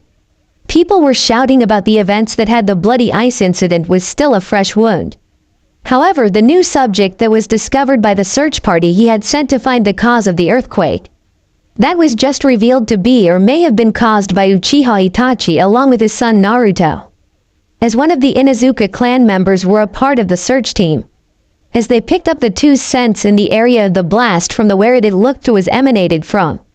However, they also had discovered a few of smells that were not there too and thought a lot on why the actress had never arrived in Konoha. He then came to the thought that, silence, Minato yelled while lacing it with killing intent as it had his desired effect. I have come to the thought that Naruto along with Itachi may have encountered the people who were to come to Konoha to hire us for an escort mission. But now I have come to the assumption that these two must have done something to these people. We should put your son in the bingo book with a capture or kill on side order. Danzo said as he looked impassive. The Jinchuriki has grown far too dangerous to be left alive, as every one of you all saw his power at the Chunin exams. This had gotten some nods from the civilian side. Peefed, like that will do any good. Scoffed Inuzuka Sume said as she saw the Warhawk frown at her. The last time the council had gone with one of your plans, it backfired in your face to stunt the growth of the boy.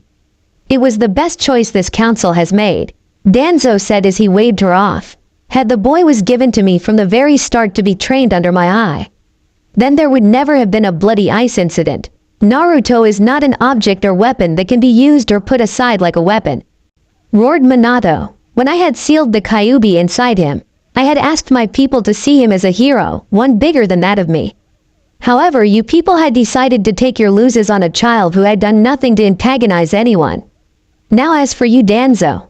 Minato then looked the man in his exposed eye with a glare that could match Itachi's Sharingan glare. I would like to know the meaning of your root Enbu still being in use. They are my personal bodyguards.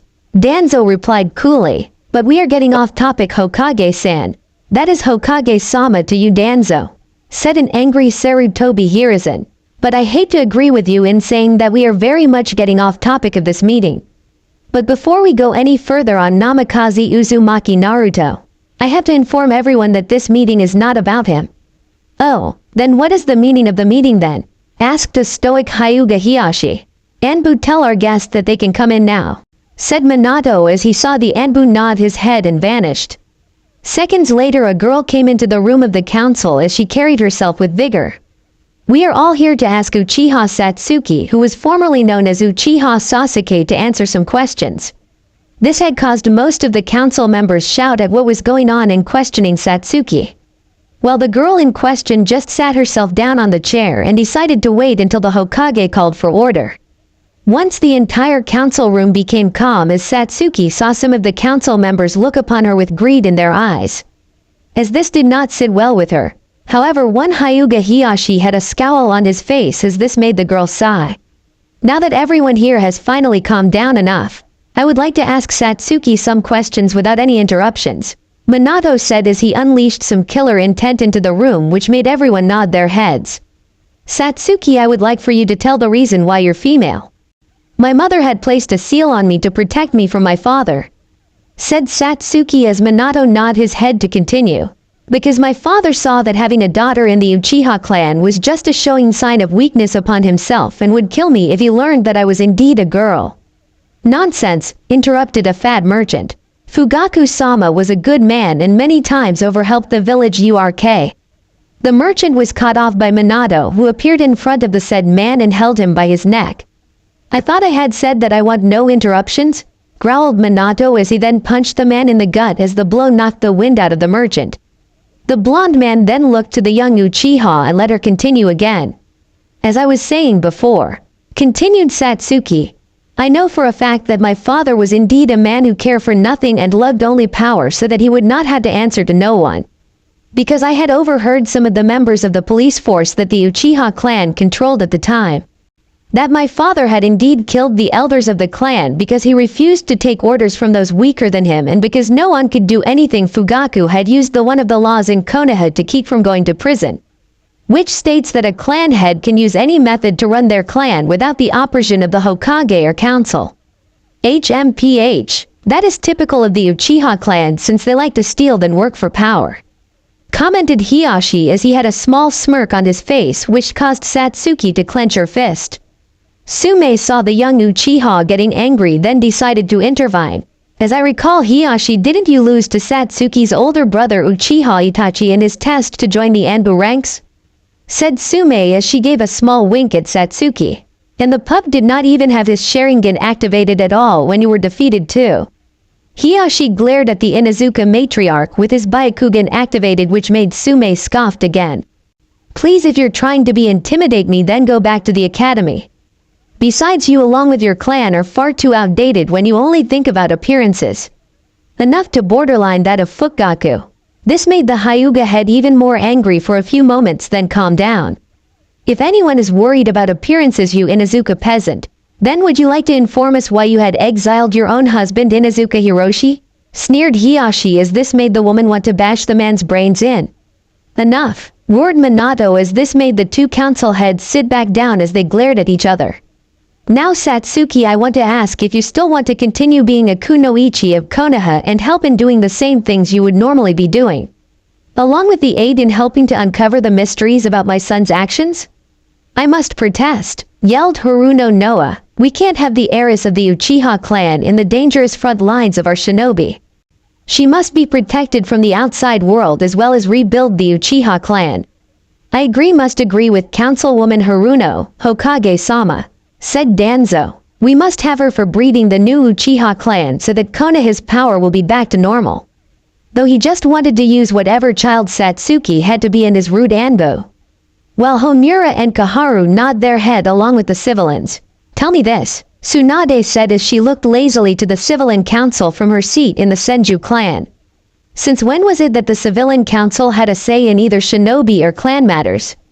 Asked the blonde while sitting straight up.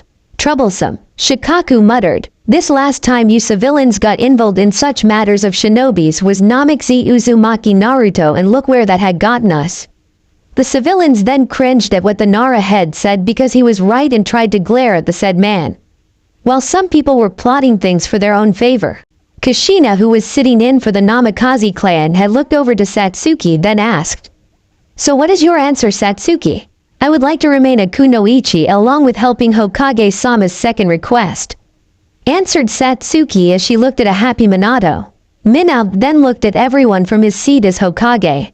Now that this meeting is over, I bid you all a good day, said the blonde as he smirked at the scowling civilians, then looked over the young Uchiha. Come with me, Satsuki, there is something I would like to talk with you about. With Naruto, Yuki no Kuni. Naruto was now staying with a girl who was eating like she had not eaten in days as she offed down food. All the while Naruto was drinking some jasmine tea while enjoying the girl's antics. In his view, Naruto saw that the girl was very poorly nourished with her body figure that was similar to his own. However, the girl then had stopped eating as she looked to be very full at the time. Then it was in that moment that the blonde had just felt her power that was very much like his own. To which Orochimaru had now dubbed as Ryotsu, since the two felt that this power needed a name. Naruto then had a very pleased smile on his face while sipping his tea once more. I can tell that you do not have a suitable place to call home, do you? Said Naruto as he put his cup down. How did you know? Asked the girl before she looked at her own clothes and blushed with embarrassment of not noticing herself. I would like to know how your life has been up to this moment. Again Naruto asked as the girl started to play with the rim of her torn-sleeved kimono. What is there to tell? She said, then continued on. I was found by some teenagers in an abandoned house crying with no parents and lived on the streets from with other kids like myself. After the teenagers who were taking care of me passed away from some people in armor. Naruto's eyes had widened when she mentioned about people in armor. Did these armor have a symbol of yin and yang on the chest of anywhere on them? To this the girl nodded her head yes. I see, then they were killed by Kazuhana Datu's men. The girl started to shake a little bit. You mean Kazuhana Doto-sama, as in Yuki no Kuni's daimyo? Former daimyo, since he is dead now. Naruto said calmly to the girl as he saw with a look of anger and pain in her eyes. Your friends were killed by this man's minions. It was not a question but a statement as he watched the girl nod her head. Naruto had finished his tea before standing up. Are you going to stay here in Yuki no Kuni? She then shook her head. No. This place has too many memories of my friends being killed here. Naruto looked up at the clear blue sky. Do you want to be stronger where you do not have to see any you care about die again? Asked the blonde as he felt her eyes on him as he turned to his right to look at her. He then pulled out a piece of paper as he handed it to the girl as she looked at it confusingly. I would like you to hold this piece of paper in your hand and think of anything that you like. The focus that thought on this paper, said Naruto. The girl did as she was told by the blonde, then thought for a moment as she began to concentrate hard. After a few seconds of doing this, she felt her hand become a little more colder than normal. She then opened her eyes to see what was wrong with her hand, only to see a pure white lotus made of snow sitting in her hand. This had caused Naruto to chuckle at what they were seeing in her hand. You have amazing talent, said Naruto. The girl then blushed at the praise she was getting from the blonde. Thank you. Oh, where are my manners? Naruto said as he smiled kindly. My name is Uzumaki Naruto, and may I have your name? She then nodded her head. It's Rukia. Well then, Rukia, Naruto said as he looked at the girl. Would you like to come with me to a place where you do not have to see any more friends die needlessly? The blonde then held his hand out to the girl for a moment before she accepted it as she took his in return. Despite his own reasonings, Naruto had felt a slight warmth inside himself when he saw her smile. However, he was not able to ponder this as he then felt 3 ryatsus of coming from 2 people he knew and 1 he did not. There standing behind him were none other than Itachi along with Sai, who is still smiling. Then noticed a 6-year-old white-haired boy with turquoise eyes looking back at him. Itachi then walked over to his master. This boy has great ryatsu within himself as it has the power to freeze anything within a certain range of himself. Said the Sharingan wielder. I see. Naruto replied as he walked over to the boy with his every kind smile on his face. Would it be any trouble if I can have your name? The boy looked at the blonde who seemed very nice before answering. Hitsugaya Toshiro. I am safe to assume that you have accepted an offer that Itachi has given you to join my ranks? Asked Naruto as he saw the boy nod his head in understanding. But is there anything you would like for us to do for you before take our leave of Yuki no Kuni? Please do not be hesitant to ask us of something. Toshiro looked very hesitant for a few moments as he looked in the direction of his home. If it is no trouble, I would like my grandmother to go with me, said Tushiru with a determined look as they made Naruto laugh heartily at the boy. Very well then, Hitsugaya-kun, Naruto said as he looked to his two ninjas. Itachi, I want you to accompany Hitsugaya-kun back home to have arranged for his grandmother to come to our home, and Sai will return with me and Rukia. Hi, Itachi and Sai replied. 2 days later, Nami no Kuni. Satsuki head, who was looking around the area of the former rundown village of Nami, looking more lively. It was not long after that she entered she had came across the newly built Great Naruto Bridge, which they named after her former blonde teammate after the battling against Zabuza along with his apprentice Haku, who were killed here. However, she was not here for a leisure visit as she recalled her conversation with the Hokage. Flashback. Alright Satsuki, I want to ask you something, said Minato as he along with his wife Kushina and his daughter Kimiko were standing on either side of his desk. As she stood along with the rest of the members of the rookies of their year with the addition of Sora from Fire Temple, along with Team Guy, who were also called in for this meeting. Excuse me, interrupted Sakura as everyone looked at her as she blushed in embarrassment. But where is Sasuke-kun? Satsuki's right eye started to twitch as she had forgotten to tell her teammates about her ordeal. Sakura, there is now Sasuke-kun, or an Uchiha Sasuke to begin with.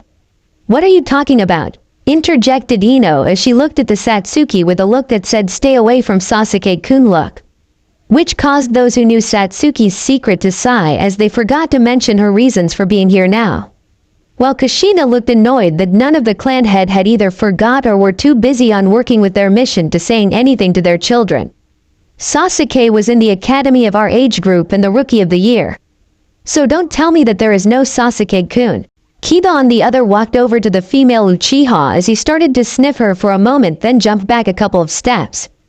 Dude, he exclaimed while pointing a finger at Satsuki. Why the hell are you in drag, Sasuke, and why the fuck do you smell like a girl?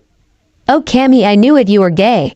Hearing this had caused the female Uchiha's blood to boil to the point to where her face was turning red, which led to Kiba to getting beat into a lumpy pulp by the female furied Satsuki.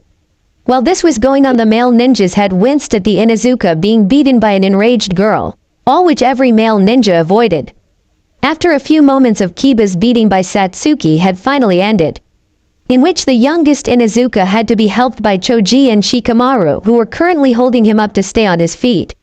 Once everything had settled down in the office of Minato, who just sighed to himself then chuckled at the Genins' antics. Hearing this had made the Genins stop what they were doing for the moment, as they looked at the blonde Cage grin happily that looked so much like his runaway son who left the ranks of Konoha ninjas. This had made the Genins look down at the floor because they had no longer could understand the young Namikaze, because the events of the bloody ice incident felt more like a bad dream to each and every one of them. But they had to face the reality that their blonde friend had become an enemy of the Leaf with a kill on capture on side order. Minato then coughed to get the Genins' attention, which worked as he gave them an curious look with his hands resting under his chin. Now Satsuki, I must inform you that the council is pushing to have you taken off the shinobi ranks, so that you can be protected with Anbu until you are of age to where you can have children for the future of the Uchiha clan. What the fuck? Kiba yelled as he got everyone's attention. They can't do that to her, can they? Minato had sighed at Kiba while giving everyone a stern look. In some cases they can, he said as he closed his eyes for a moment then opened them again. And if I know Danzo along with those old crows Kaharu and Homura, they will most likely will try to make this happen. As proof that they are going to try it as Naruto himself, said a voice at the window who revealed themselves to be none other than Jiraiya the Gamma Sennin. As you people are aware that Naruto's life has been not so pleasant because the council had made everything possible for him to break him, along with other factors in his life that came to light which in resulted the bloody ice incident. So the council has been unyouthful behind the shadows of our beautiful village, yelled Lee as his eyes burned. We must not all the council to get away with such unyouthful acts. We won't, Lee, Minato said in a reassuring voice the look to Satsuki. Satsuki, there is more you should know about. What is it, Hokage-sama? Asked Satsuki as she was finding it to be a bit difficult to look at the blonde Cage as she could see her former teammate looking back at herself. Minato had taken a few deep breaths before looking at the girl. It seems that those Danzo, Kaharu and Homura may have some doing with the Uchiha massacre. But to what involvement, I do not know yet. But I promise you that I will do everything in my power to uncover whatever they had to do with it. So all I can do is ask you is that to be patient. The young Uchiha had clenched her fists as she had just learned that the same people that had made Naruto who he is now may have some connection to the deaths of her family, as she could only nod at Minato. Now Satsuki, can you think of any place where Naruto might have used his skill where he could not have been seen? Asked Minato. Well, I can think of one mission, replied Satsuki. End flashback. So now here she was along with the rest of the new Konoha 12 at Nami no Kuni overlooking the great Naruto Bridge. She let a small smile at seeing they had named the bridge after her former teammate, as memories had filled in where she had started to fight Zabuzaza Priantis Hiku on the bridge. To her she had jumped in front of the blonde to save his life, and from there she had lost consciousness from the ice senbons impaling her. While the memories of the battle kept repeating in her mind, something had finally clicked in, and it was in the moment where the mist was too thick to see anything of any kind, along with a scent that she was not able to identify in the battle with Hiku. It was here, said Satsuki, which made the rest of the genin look at her. What was here, Satsuki-chan? Asked Hinata as she walked over to the Uchiha girl. Remember what Naruto said in the Chunin finals, said the Uchiha heiress. Ah, he said that he used his true power without being seen from another's vision, said Shino as he looked around the area. But those of us that were not involved with the mission to Wave do not know the mission details that only you, Kakashi-sensei, and Naruto we in battle. So could you please shed some light on the mission details? Satsuki then went into details of what had happened in her battle with Hiku while Kakashi fought against Zabuza. However, they again found themselves with more questions than answers on Naruto's abilities than before. Then Sakura looked at the bridge where the battle had no doubt taken place to see any replace wood. Again, only this time she saw that nothing looked to be replaced or anything else that showed a fight. The pink-haired Kunoichi had then started to think that maybe they had never even fought on the bridge in the first place. Sakura's head had shot up from her thoughts as she looked over to her Junin sensei, who nodded his head in understanding as it looked like he thought the same thing. Sakura, could you go to Tazuna's home and ask him some questions about the bridge battle? Kakashi asked while looking in the direction of where he and Naruto buried the former Kiri-nen. Okay, Kakashi-sensei, replied the pink-haired girl. Back in Konoha, Hokage's office, Minato had sighed as he sat back down in his chair after throwing the advisors to the Hokage out of his office for the 5th time again, as they were starting to become more annoying than the paperwork that plagued every Kage's life. Now he started to regret his own words about being Hokage when he was in the academy. Right now, however, it seemed like the 3 outdated fools he kicked out were trying to push him around like they did with Sandane before he returned to the village. While he was sitting in his chair, he looked over some reports that contained his son's records on his life as a civilian. But he was then brought out of this by Kushina, who came bursting into the front door with a fire temple monk. Mina-kun, the fire temple has been destroyed, yelled Kushina as this made her husband stand up from his chair. What? Said the blonde Kage as the door opened to reveal a fire temple monk enter his office looking terrified eyes as he approached the Hokage. Kushina then walked up to the desk that is her husband's. I was walking around the village with Kimiko to get some lunch for you, when this fire temple monk had ran into us saying that the temple was attacked and the other monks were killed, while the strongest monk named Shiriku was nowhere to be found, or rather what was left of them. But the monk that had came to the village was coming back from his journey from the fire daimyo. So when he came back to the temple, he found all the monks with the exception of Chiriku dead on the ground and the temple itself destroyed. Sighs, we are going to have to call a council meeting again, said Minato as some members of the council really pissed him off. I can only guess they're going to blame this on Naruto again or something pointless. Finished Minato as he looked out the window. Well, at the very least you managed to keep Sasuke safe from those old crows, said Kushina. It may not seem like much. Minato started as he looked at the only picture of his son as it was his ninja ID. I just hope that I can do more when I find Naruto and do everything in my power to right my wrongs. With Kakashi. Kakashi along with his fellow Junins looked at the site of the graves, the demon of the mist with Hiku on the side. That is to say the lack of any graves, as the copy nin around to see nothing there. only to come to the conclusion that Naruto must have used a powerful genjutsu to bypass the advanced blood limit of Sharingan. "I have found nothing as to look like Graves Kakashi," said Kurenai as she appeared behind the silver-haired Junin as she looked around. If he was this strong to fool Sharingan, then just how strong can his genjutsu be if he used his full power? Thought the genjutsu mistress. Throne room, with Naruto. Naruto was sitting in his marble throne as he looked at his followers who looked at him. As his new additions to his soon-to-be top fighters look at him in awe. Toshiro was wearing something that is similar to Orochimaru's outfit of wearing black with a white haori with the kanji of 10 on the back. With a Nodashi-type sword with a star-like handguard strapped to his back in a green cloth. He then looked to the girl on Toshiro's left as he smiled kindly at the two. While Toshiro was wearing similar clothes to the snake Sanin, Rukia however chose a different outfit that had a similar look to Sai's own style of clothing. But hers were that of a black long SLEVE shirt that opened a little below her neck and the bottom part of the sleeves had extended a few inches from her hands. While she wore a skirt that was a little high above her knees with a katana strapped to her left hip. I forgot what they wear on their feet, so someone please PM me on what they wear please. I trust that you two find your new clothes to be acceptable? Naruto asked as he looked at the two from his throne. He saw Rukia bow at him in respect before Toshiro joined her. This action had made the blonde chuckle a bit when he had walked down to his two new members of his organization. "Raise your heads up high so that I can see your faces properly," said the blonde in making the two look up at him as he smiled.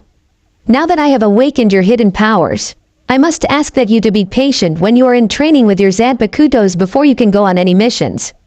"Hi Nachuo Dono," said Rukia as she bowed at him again. "I understand Naruto-sama," replied Toshiro as he slightly bowed his head. "Are you going to be the one teaching us?" Naruto then shook his head no for once before looking back at the new recruits. "No, I have someone else in mind to teach you Kenjutsu," said Naruto as he looked to Orochimaru as the man himself then looked to one of the shadows of the throne room.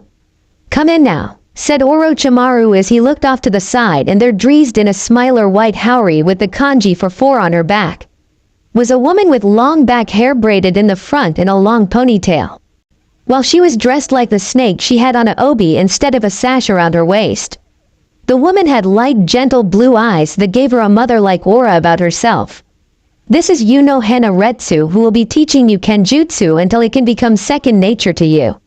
Yuno Hana then looked at the blonde as he then felt her eyes on his person. "Will my husband be teaching them Kido skills?" The blonde head shook his head for a moment. "No, I am going to need him along with Hidan to go with me to Mizu no Kuni. However, I will have Itachi here to teach them the skills of Kido. Because I know that Itachi can bring their abilities up to speed within 3 years or 4 tops. I do not mind in teaching them Kido skills Naruto-sama." Itachi started as he was very curious on why his master wanted to go to Kirigakure. "But I am curious as to why you want to go to a village that is currently plagued with civil war." Naruto had stood up from his throne as he walked past the Sharingan wielder before stopping without having to look at the team. "I wish to draw an Akatsuki Nujins out of the show to slow down their movements by a few years." Before Itachi could say anything, Orochimaru had cut him off. "So you wish to get rid of Zetsu of Akatsuki to slow down their Jinchuriki hunt? A very brilliant plan, Naruto-sama." "Indeed," said Naruto as he began to walk past everyone in his throne room but had stopped. "But there is more to this move than one would think.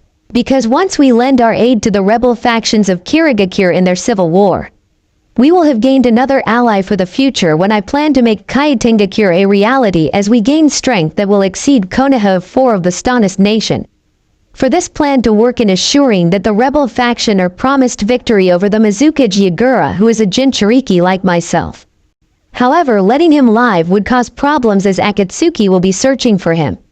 So you plan on unsealing the demon inside of him to let it wander about from Akatsuki?" Orochimaru said as he sounded very impressed with the young Bon's plan. "No," replied Naruto. "I plan to seal the demon into an object that can hold the beast and uses its power as a source of nourishment," said the blonde as this caught everyone's attention to his person as he looked at the former Root Anbu who is standing against a pillar. "Sai, I will need you to do an infiltration mission to Kumogakure. I want to know everything on the failed Hoiga kidnapping, as I suspect that there was more than what was talked about.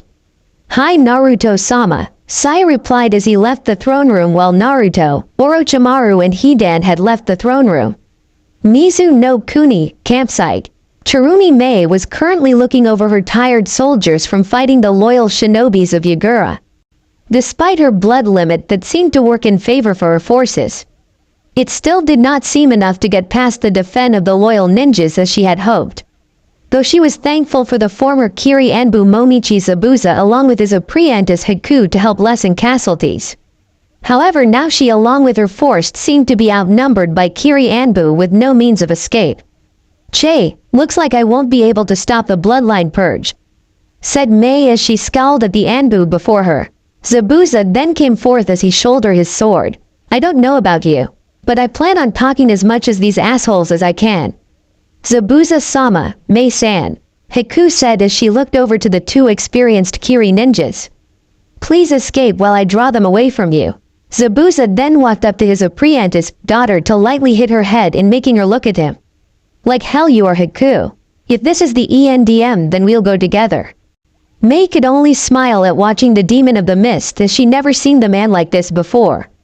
However, this had stopped when she felt the air become very cold to the point where her breath can be seen. This had caught her attention because it was not the time for the cold season to arrive in their country. But then she heard a faint voice coming from the darkness that sounded to be a male's voice. "Geshoku Yabureta Yumi Kajayaki," said the voice in the shadows as a faint glow a small group of Kiri Anbu in its light.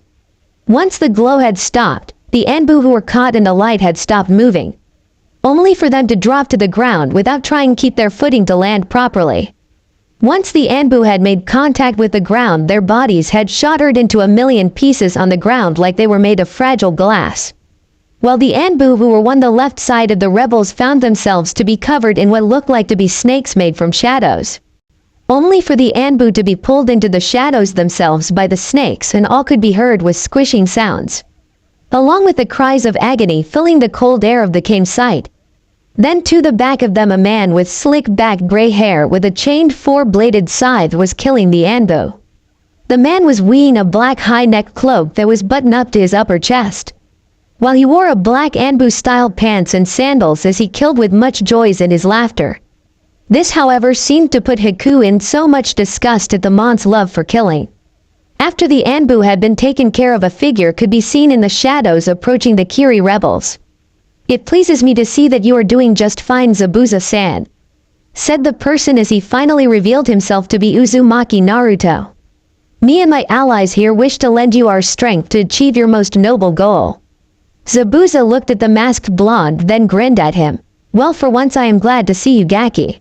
Naruto walked over to the rebel ninjas of Kirigakure with his two followers after lowering their weapons, to show that they came to help them with no ill intentions on their behalf. Though the black face mask obscured the eyes of the only living rebel faction at seeing his facial expressions, they were able to see the lining of his lips smiling kindly at them. A woman who looks to be 19 years of age stood in front of the blonde swordsman. This woman, wearing a blue altered battle kimono that is revealing her shoulders and the valley of her breasts. Underneath the kimono was a fishnet shirt in a similar design of the clothes outside. She wore her Kiri Hite around her waist in a belt that reminded the blonde of Maida Guy. This woman also having long red hair as the bangs on her right side covered her blue eye. "I have heard so much about you from Zabuza," said the woman as she examined the blonde in front of her. "Even Haku say that she is very thankful for you in saving her master. I must say that I do believe myself to be strong," said Naruto as he looked in the back to see the girl smile at him. "I have my own ambitions to achieve in my life and do not wish for my life to end needlessly. However, I have come here with the intention to negotiate a few terms, in which will help both Kirigakure and myself in the future," said Naruto as he saw the woman raise a brow. "I assure you that it will produce great results to protect your country from being invaded, while the lands start to recover from a long-lasting war. Would you follow me to my tent to discuss your ideas?" asked the rebel leader as she saw the blonde nod his head. "By the way, my name is Tsurumi Mei and yours is?" "Oh, my apologies, Tsurumi-kun," said Naruto in a kind voice before holding his hand to her. I seem to have forgotten my manners. I am Uzumaki Naruto. Kamigakua no Sato, Sai. Sai had managed to make his way into the village of Kumo as it was very easy for him being a root Anbu under Shimura Danzo. Because once a person has begun training under the Warhawk, their lives were completely erased from the world outside the hidden base. But those that are like Sai, himself were a different case. As he was raised in the hidden grounds of Root and knew no other person except for on person. He had then looked out the window of his hotel room as he saw that it was night time. He then took out a scroll out from his bag as he took out some ink along with a paint brush and started to draw 12 black rats on the paper. Sai did a single hand seal before making the black rats come out of the paper to jump on the floor in front of him. He then gave an order to his creations to infiltrate the Raikage's office through any means they could find. Sai then decided to leave his room to explore the village that is Kumogakure. However, he seemed to find the place pretty boring because people were almost the same in any hidden village. But just then he heard the shouts of people who sounded to be a bit angry. This caught his interest as he walked over to the angry shouts. Only to hear the words of demon whore or demon flit that made his smile falter a little. There stood a light long blonde-haired girl at the age of 17 wearing black shinobi pants with matching sandals. On her waist is a red sash tied as a belt and a gray waist armor over a black skin-tight shirt. This girl did nothing as she allowed the people to throw random objects at her person. Sai watched everything from the side as he also saw the ninjas were also throwing things and calling her the most degrading names anyone could think of. Having enough of seeing this, Sai was about to make his way through the crowd, when a hand stopped him from going further to help the girl. He then turned his attention to the person. Sai came face to face with another light blonde-haired woman who has shoulder-length hair and blue eyes that reminded him of a picture of Yamanaka Inoichi. The woman looked to be the same age as the female Jinchuriki of Kumo. Too lazy to describe these people now, sorry. I wouldn't try to help her if I were you, said the blonde as she gave him a serious look on her face. She is a Jinchuriki, a creature that is not human. The former rude Anbu did not even give the blonde a second glance. Is that so? Said Sai as he looked at the girl. From what I can see, she is bleeding like a human, and from the looks of her, she is having feelings of anger like a human. I must say that is an interesting take on the subject, said the blonde woman with an impressive bust line. To the Sai's smile got a little wider for a moment. But I do wonder who is the true monster, said the former rude Anbu as he walked into the crowd and spoke loud enough for everyone to hear him. The one who is accused of being a monster or the ones who inflict as much damage on the person? I can only guess what you people have been doing to this woman when she was not able to defend themselves. What would you know, you demon lover? Demanded a villager. This time Sai took his smile down from his face. I can assure that I can think of what people like you have done, he said in a dangerous tone of voice. You people most likely hunted her down like an animal for sport, and once you have captured her, you would do anything to make sure that her place at your own feet, he said as he took a look back to see the woman not liking being in a crowd. And I can assume what you men do to her, as I can clearly see that she is frightened by being surrounded by men from the way she is holding on to herself. To this, some of the men have flinched at the words of Sai because they suspected at what he guessed up in his head, while a few just seemed to grin at the notion of remembering the memory on what they did. While at the same time, the long-haired blonde looked down at her feet. Once the former rude Anbu said his words, he turned around and left the crowd with some people and 4 ninjas to think for themselves. Training area. With Itachi and Unohana 4 days later, Unohana Retsu had started to watch the 2 no students form in Kenjutsu as she walked over to Toshiro. You are doing great for only a few days, Hitsugaya-kun, said Unohana while smiling at white-haired boy, then walked over to Itachi. Do you think that these 2 will be ready for their Kido training, Itachi? She asked. It depends on how the what progress, replied Itachi as he did not take his eyes off the students. However, Toshiro-san is showing great results after a few days. It is most likely that he is venting out his sleeping power through our teachings and shows great control with his swordsmanship, said the eldest Uchiha as he averted his gaze on Rukia. But I would like to have Rukia-san come with me to prepare her Kido training. Unohana then raised an eyebrow at the teen beside her. Do you not think that it is too early for her to start your training? She asked as she saw Itachi shook his head. No, I merely wish to see if my suspicions on training Kido skills will help speed our objectives, replied Itachi as he did not even turn his Sharingan gaze into the woman's eyes. I see your point, she said as she walked ahead a good 5 feet as she called out Rukia. Rukia-san, would you come over here? Rukia then stopped her training with her Bokuten, then sped over to the two older people. Am I doing something wrong, Hana-sensei? To this the woman shook her head as she smiled at the former homeless girl. No, in fact this regards to your training, said Hana as she looked Rukia. Itachi-san wants to start your Kido training ahead of Sahejul. Konoha. Council room. Shimura Danzo sat at the head of the civilian council chamber with Sortobi's 2 advisors with the civilians.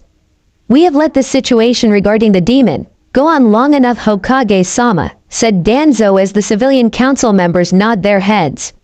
Because of your close ties to the demon, I have gone over your head and reported to the fire daimyo about the demon, and I hope he will listen to reason in sending hunter nins after it.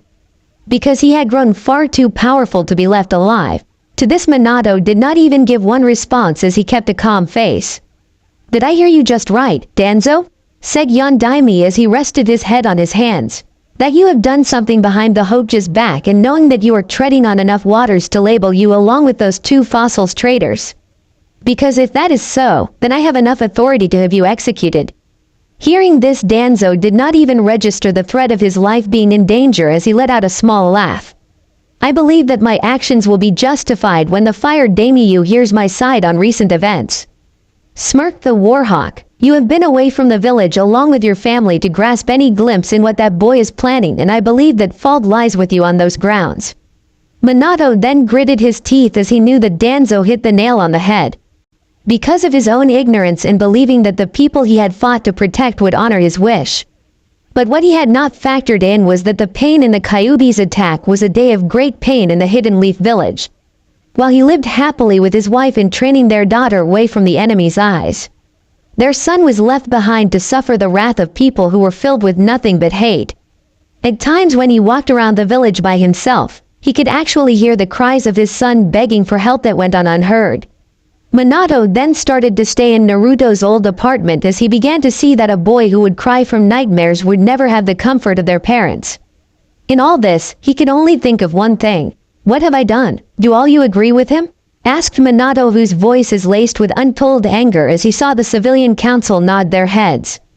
While the shinobi faction disagreed with Danzo, while most of them as Hyuga Hiyashi did not even give an answer, which made the older blonde curious as to why. I decided to change the daimyo looks for this FIC, and I have a pic of them in my profile. Just as Minato was going to ask on where the Hyuga clan head stood on the situation, the door to the council room just opened and there stood a man with long black hair, who has his hair tied elegantly in a ponytail as he is wearing very regal type of clothes, and beside him was a woman with the similar type robes as the man who came into the council room.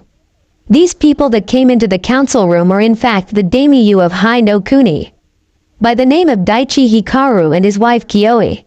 The ruling couple then made their way over to a seat that was arranged for them by the council.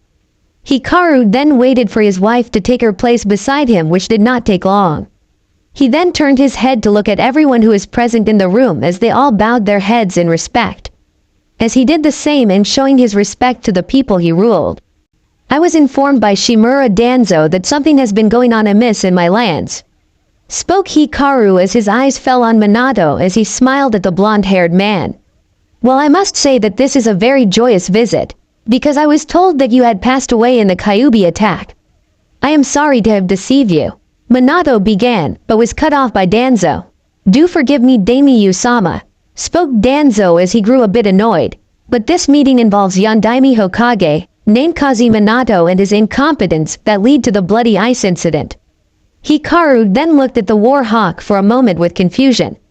Yes, I heard about the bloody ice incident, Danzo-san, and I do not understand how Minato-san is responsible for it.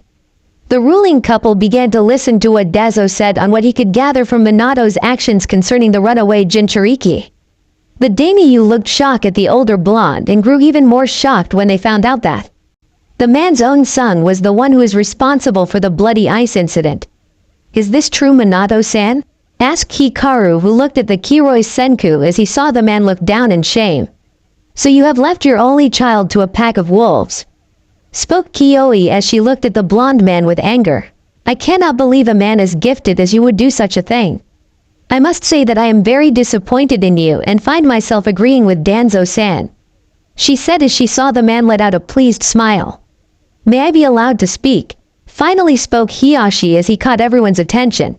To this Hikaru nodded his head for a moment. Yes, you may, Hiyashi Dono. Thank you, Daimyo-sama, said the Hyuga head. I know that this is not in my place on placing the blame on anyone, but I find that everyone from the civilian council to the elders, including Sandaime Hokage, who are at fault.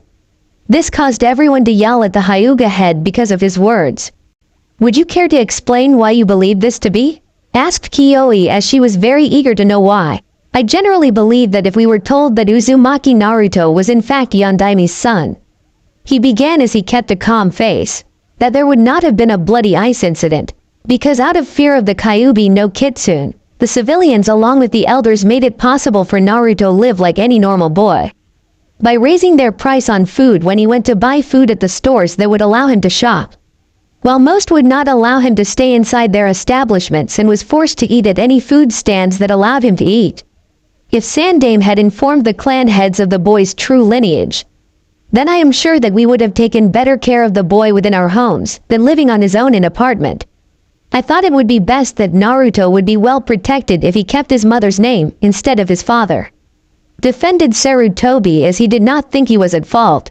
I was planning on telling Naruto, when he either turned 16 or became a Chunin. I seriously doubt that he would be able to make Chunin, argued Hiyashi as he looked at the retired Hokage. I know very well that the teacher of the academy did all they could to stunt the boy's growth, and they have failed in their attempts, which was proved in the bloody ice incident, as he has indeed grown far too strong under everyone's sight. There was in fact only one among the teachers who did all he could to help Yondaime's son. Who? Asked Hikaru. Namino Uruka, replied Hiyashi. He is an academy teacher who then looked past the boy's condition. This has no relevance to our current matter, Hyuga, snapped Danzo as he grew irritated. I have called the meeting to have our daimyo to approve our choice to put the demon on the bingo book.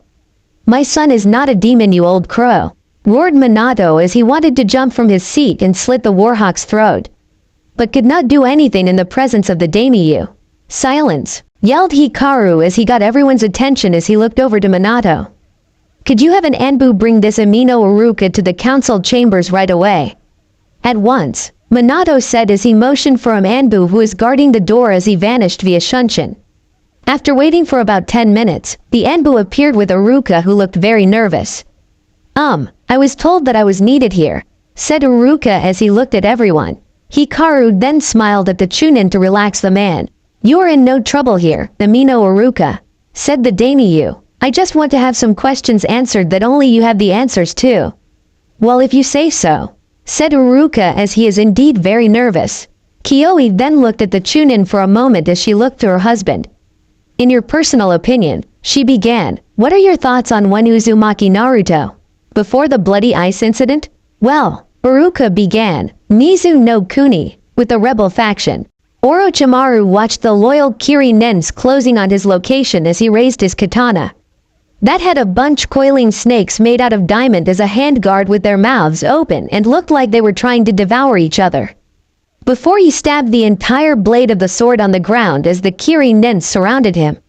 It seems that your skills at a Sanin were greatly overrated, Orochimaru, said a Kirinen as